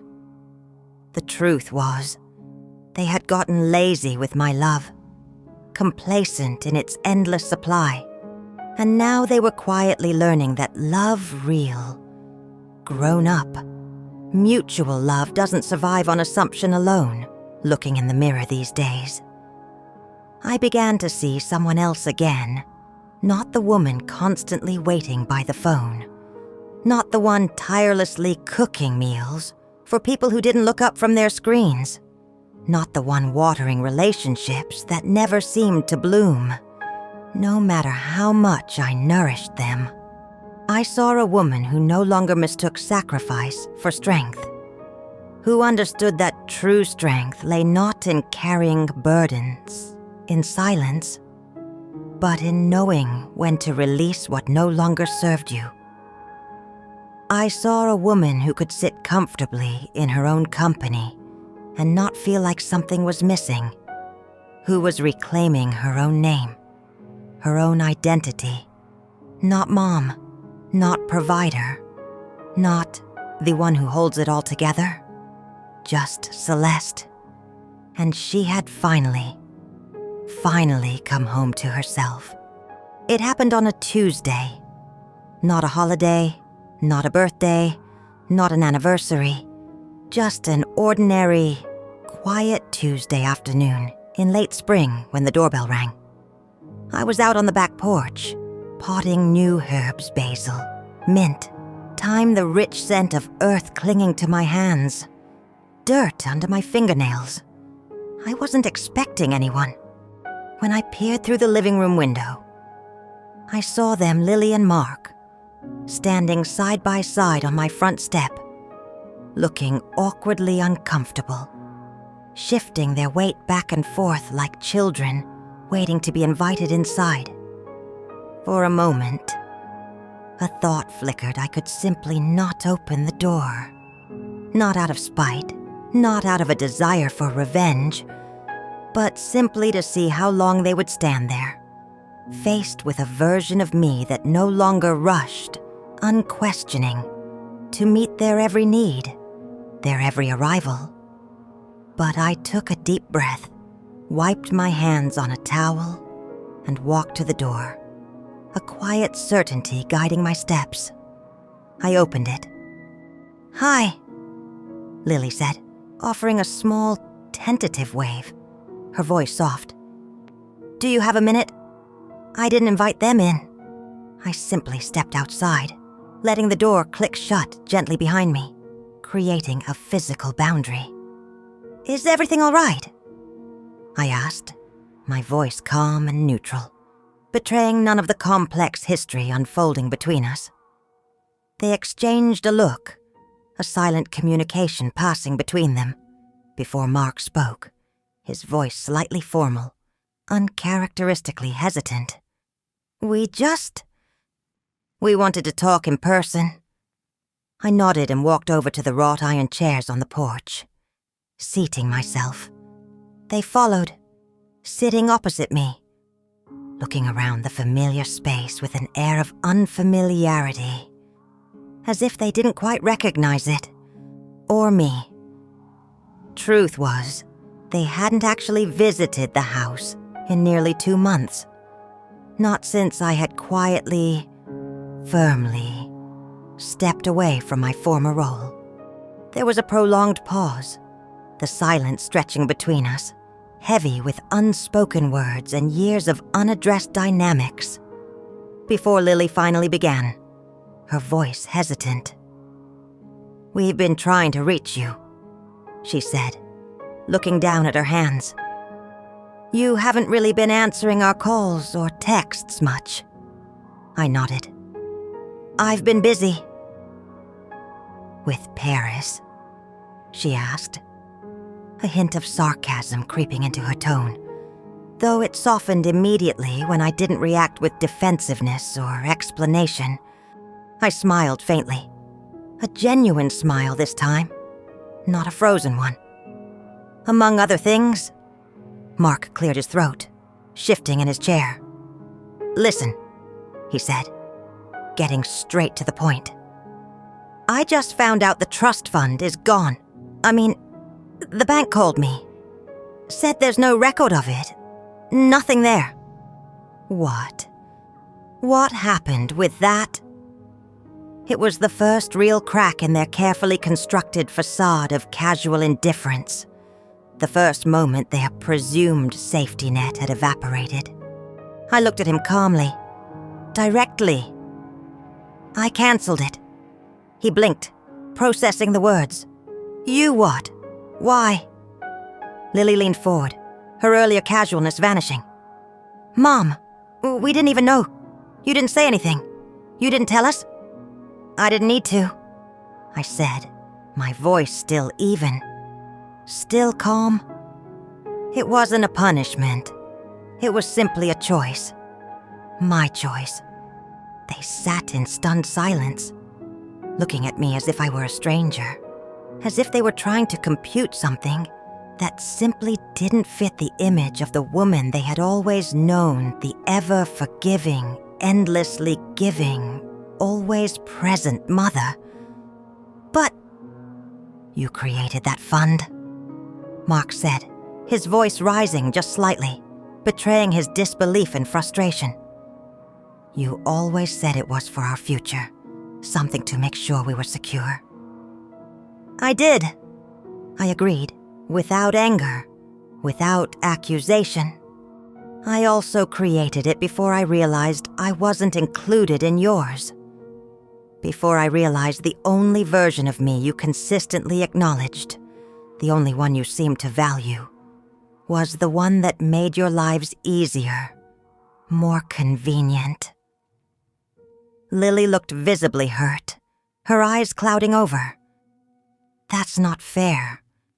Mom, we never meant to make you feel invisible, or unappreciated, or mocked like some tired old woman whose love was just a joke." "You didn't need to mean it," I said gently, the words landing with a quiet finality. "You just needed to stop doing it." The impact was the same, regardless of the intention. The air between us grew thick, heavy with the weight of years of unspoken resentment and hurt. "I'm not angry," I added, clarifying, not needing them to feel guilty, just to understand. "Not anymore. But I am done giving love that isn't seen. Love that is taken for granted. Love that isn't reciprocated with basic respect." Mark shook his head slowly, looking down at his hands, seemingly at a loss for words. "So," he finally said, his voice quiet, "you're just cutting us off?" "No," I said, folding my hands in my lap, a gesture of calm strength. "I am setting boundaries. There's a significant difference." They didn't respond right away, absorbing the implications of my words. I could feel the weight of everything left unspoken, years of subtle entitlement they hadn't realized they'd carried. Years of quiet disappointments I had swallowed whole rather than causing conflict. "I read Dad's letter," I finally said, deciding to share this part of my journey with them. "He left it for me, in case I ever forgot who I was without everyone else's needs constantly defining me. It reminded me that I'm still a woman with value, with a life and a purpose, even if no one claps for me at the dinner table or asks about my day." Lily's eyes welled up with tears, her carefully held composure finally cracking. She looked away, blinking rapidly. We didn't know we made you feel like that," she whispered, her voice thick with emotion. "You didn't ask?" I said gently, stating a simple fact, not laying blame. Another silence fell between us, this one deeper, more reflective. I stood up, signaling the end of the conversation, or at least this part of it. "You are always welcome in my life," I said, my voice firm, but not unwelcoming. But not as tourists who drop in when it's convenient or when you need something. If you want to be here, truly be here, ask questions about my life. Listen when I speak. See me not just the mother who raised you, but the woman who kept giving, who kept tending, until there was nothing left for herself. Mark finally looked up, his eyes meeting mine. "So, what now?" "Now," I said, walking slowly towards the door, leaving them seated on the porch. "You decide what kind of children you want to be in this new reality, and I will decide what kind of peace I want to protect in mine." I left them there on the porch, not as an act of abandonment or cruelty, but as a gesture of profound truth. They had come expecting the old Celeste, the predictable, endlessly available mother. But she didn't live here anymore. 2 weeks after our quiet conversation on the porch, a letter arrived in the mail. It was a thick envelope made of cream-colored cardstock, sealed with elegant gold embossed lettering, formal, tasteful. The kind of invitation meant to signal importance, a significant event. I opened it slowly, my heart feeling calm, my breath even. There was no anxiety, no anticipation of disappointment. Inside was a beautifully printed card. "You are cordially invited to the Celeste Allen Foundation Launch Gala, celebrating legacy, creativity, and community in honor of Mark and Celeste Allen." I traced the elegant lettering with my fingertip and smiled, not out of vanity or pride, but out of a deep, resonant sense of completion. This wasn't revenge for past hurts. It wasn't retribution for perceived slights. It was a profound act of reclamation. Everything I had once poured, unconditionally, into my children, the nurturing, the unwavering belief in their potential, the boundless love, the quiet sacrifice I had redirected, channeled, into something that would not only endure, but would actively create good in the world. Something that would likely outlive even their transient memory of me. The money that had once sat untouched in sterile legal accounts, waiting to be passively passed down without earning or gratitude, was now a vibrant lifeline for young women who reminded me of a younger Celeste girls with calloused fingers from working with textiles, girls with bright, hopeful eyes, girls who stitched beauty and meaning into the quiet corners of their lives. Just like I once did, the foundation had taken shape quickly, efficiently. My attorney, Mr. Handler, sensing my resolve and the clarity of my vision, connected me with a skilled advisor who specialized in philanthropic legacy planning. Together, we established grant programs specifically for young women in underfunded arts programs, those studying textile design, pursuing creative writing, or dedicating themselves to teaching in low-income communities. We named it the Celeste Allen Foundation, but only because Mark wasn't here to share the credit for the values that had guided our lives together. The night of the gala arrived with a warm, gentle breeze, a perfect late spring evening. It was hosted at the city's historic public library, the very place where I had taught community workshops years ago, the very place where Mark had first left me, a shy, folded love note tucked inside a borrowed copy of my favorite novel. I wore a deep burgundy dress, chosen not only for its rich color but for the subtle stitched embroidery across the shoulders, a quiet nod to my own roots, my connection to the textile arts. Around my neck, I wore the locket Mark had given me on our 10th anniversary. It came on a Sunday, of all days, the kind of afternoon that used to be strictly reserved for elaborate family dinners, for carefully folding cloth napkins just right, for the low-level worry about whether the roast chicken was going to be too dry or if the pie crust had cooled enough before slicing. But now Sundays were different.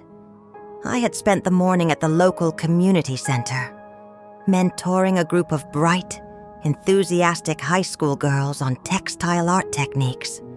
We stitched side by side at a long table, our hands busy with needles and thread, our conversation flowing easily, our laughter effortless and genuine. These girls didn't ask me for money or favors. They didn't roll their eyes at my stories or dismiss my life experiences.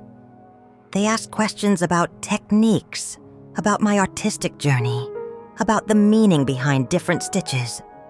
They listened with genuine interest, absorbing the information, eager to learn. They thanked me sincerely, without performance, without expectation. And when we hugged goodbye at the end of the session, it was a real, warm embrace, a connection that felt earned and reciprocal. I returned home that afternoon, the quiet settling around me, not as an emptiness, but as a welcome piece, to find a cream-colored envelope in my mailbox. There was no return address, but the handwriting on the front was familiar clean, slightly slanted, unmistakably Lily's.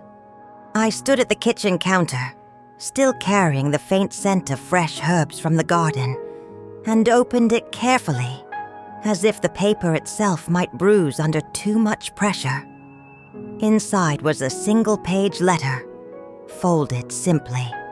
There was no dramatic lead-in, no flowery apologies, just words raw, a little clumsy, undeniably human. "Dear Mom," it began. "I'm not even sure how to begin this. I've written and deleted versions of this letter so many times now, I've lost count.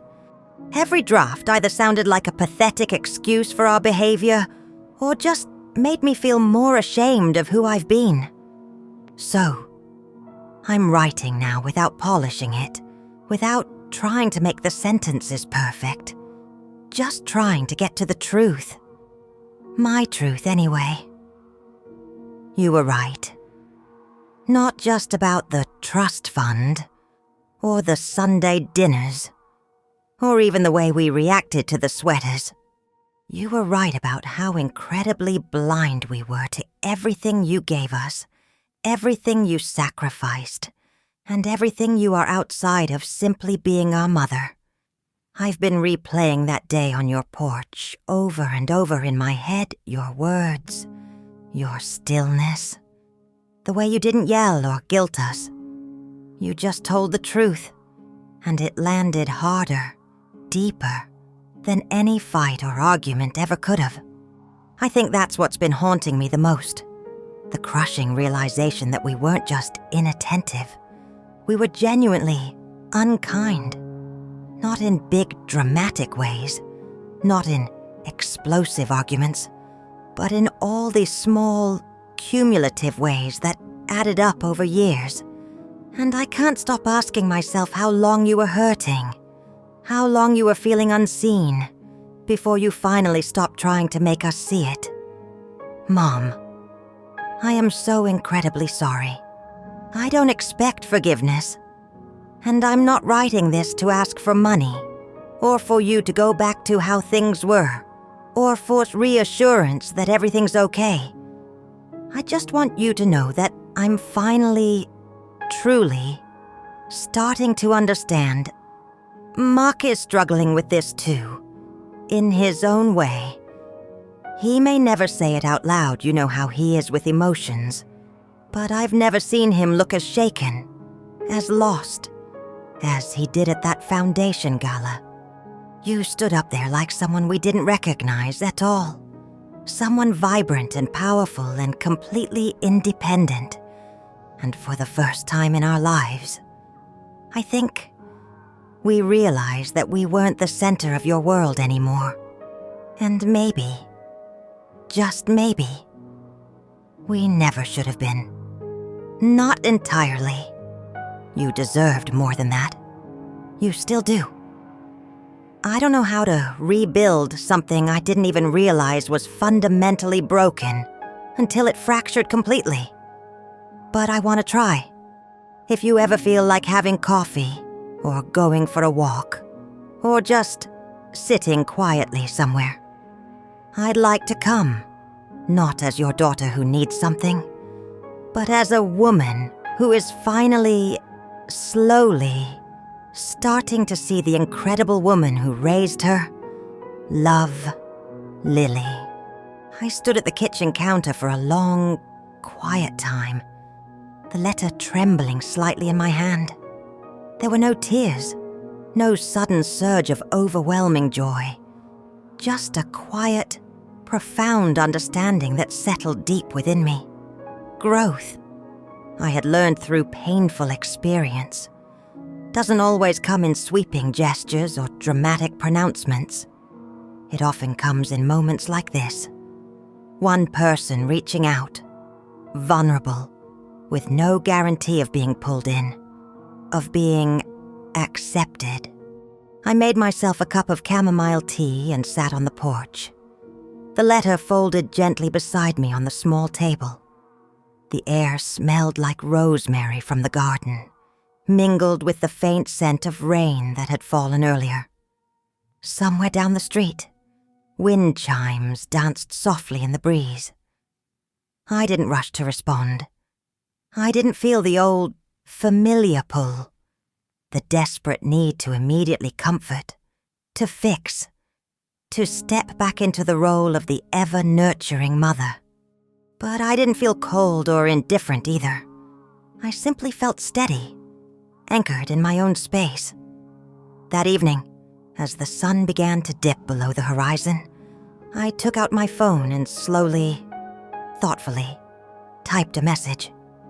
Coffee sounds nice, I wrote. Wednesday works. Let's meet at the Orchard Cafe. 10 Wora. That was it. No smiley face emoji. No, love you. See you soon. Just an invitation. A carefully measured step. A door left slightly ajar. Not because I needed her to walk through it. Not because my happiness depended on her response. But because I no longer feared her absence. I had built a life rooted in truth, stitched with intention, and bound together with self-respect. If she wanted to meet me there as a daughter seeking connection, as a woman finally seeing the one who raised her, as someone who had at last learned to appreciate the value of something she had once discarded, I would be there, open to the possibility. But if not, I knew, with a quiet, profound certainty, that I would still be okay, because love, once reshaped and strengthened in the crucible of self-respect, no longer begs for recognition. It simply welcomes, without needing to explain its own worth. The house was quiet again, just as it had been in those weeks of painful solitude after I stopped the Sunday dinners. But this time, it wasn't the silence of absence, the hollow echo of waiting for someone to remember me, to need me. It was the deep, settled quiet of peace, soft and full, like a warm quilt pulled securely over your shoulders at the end of a long, tiring day.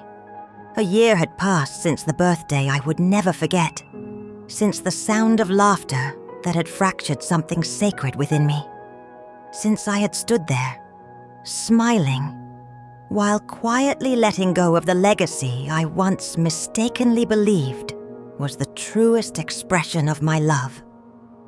Now, everything had changed, not so much the world around me, which continued its steady turn, but the world within me. I was no longer waiting at windows, scanning the driveway. I was not compulsively checking my phone every few minutes, hoping to see my children's names light up the screen. I was not pacing my kitchen, wondering what more I could possibly do, what more I needed to be worthy of their time, their attention, their affection. I was simply living, inhabiting my own life fully. There were still days, quiet moments, when I missed them. Missed the children they used to be before ambition and the ease of being constantly catered to had seemingly rewritten our roles. But I no longer mistook missing them for needing them. There's a crucial difference. I had learned one stirs the memory with a gentle ache. The other keeps you stuck, tethered to a past that no longer exists. On this particular morning, I moved through my home slowly, deliberately, performing my small rituals with a quiet contentment. I watered my garden, tending to the herbs and flowers that thrived under my care. I fed the cat that had simply wandered into my life last fall, a furry, unexpected companion, and had never left. I put on old records, filling the house with music, not because anyone else would hear them, but because I liked how Billie Holiday's voice sounded in an empty house that felt full of my own presence. Then, with a sense of purpose, I went to the hall closet and pulled out the box. The sweaters were still inside, folded carefully beneath the tissue paper I had used that painful birthday night, untouched since I had put them away.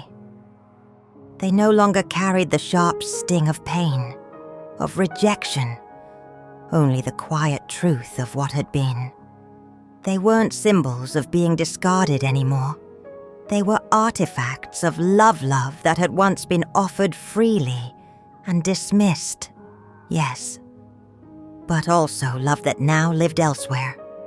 Redirected, reborn into something new. Something purposeful. I carried them upstairs to my bedroom and hung them carefully in the closet, side by side, on padded hangers. Not to give them away, not to forget the lessons they represented, but to own them, to acknowledge their place in my story. Not the whole story, not the final sentence, but a necessary chapter. One I had survived and learned from. Next to the sweaters hung something new, a hand-stitched cardigan I had made specifically for myself in recent months. It was a deep burgundy, the color of strength, with intricate golden embroidery along the cuffs. My own name, Celeste, stitched subtly inside the collar. It was the first piece I had ever created where my hands moved, where my mind was focused, solely on myself, on what I wanted to create, without a single thought given to anyone else's preferences or needs. I slipped it on and stood before the mirror, not looking at the gray in my hair or the lines that had started to etch themselves around my eyes. Those no longer held the power to unnerve me. What I saw reflected back was strength. Not the kind that grits its teeth and silently carries burdens that aren't hers, but the kind that knows when to release what no longer serves you. The kind that learns how to stand alone in the world without shrinking, without apologizing for taking up space. Later that afternoon, walking to the mailbox felt different too. There was no anxious anticipation, just the simple act of retrieving the mail. Inside, I found a small envelope. It was a simple thank you card from one of the young women who had received a scholarship from the foundation this year. Her name was Rosa. She wrote in neat, earnest cursive, "Your foundation helped me believe my voice mattered. It gave me the chance I needed. You changed my life. I hope someday I can do the same for someone else." I pressed the card to my heart, a warmth spreading through my chest. It wasn't $1 million in inheritance. It wasn't a mandatory dinner with forced laughter. It was something more, something real, something profoundly meaningful, something truly earned not by me, but by her, made possible by a redirection of resources from a place of pain to a place of purpose. That evening, I brewed a cup of chamomile tea and sat on the porch swing as the sun sank low behind the rolling hills. The sky was painted in breathtaking streaks of tangerine, rose, and plum. The wind was cool against my cheeks, but I didn't reach for a blanket. I watched the world without urgency, without longing, without bitterness or regret. And in that quiet golden light, I finally understood my story had never been, at its core, about betrayal or abandonment. It had been about awakening. I had loved deeply, given endlessly, sacrificed quietly. And when it broke me, when the old patterns shattered, I didn't stay broken. I stitched myself back together, piece by careful piece, not with the desperate hope of being chosen again, not with the expectation of their future approval, but with the clear, unwavering clarity that I no longer needed to be. Because the woman I had become, the one who stood tall at the foundation gala podium, who wrote grants in the quiet hours before dawn, who stitched joy and meaning back into the fabric of her own life, again, she was enough, fully, entirely, quietly enough. And in the end, that was the greatest gift of all, not the trust fund I had once planned to leave behind for my children, but the profound, unbreakable trust I had finally built in myself.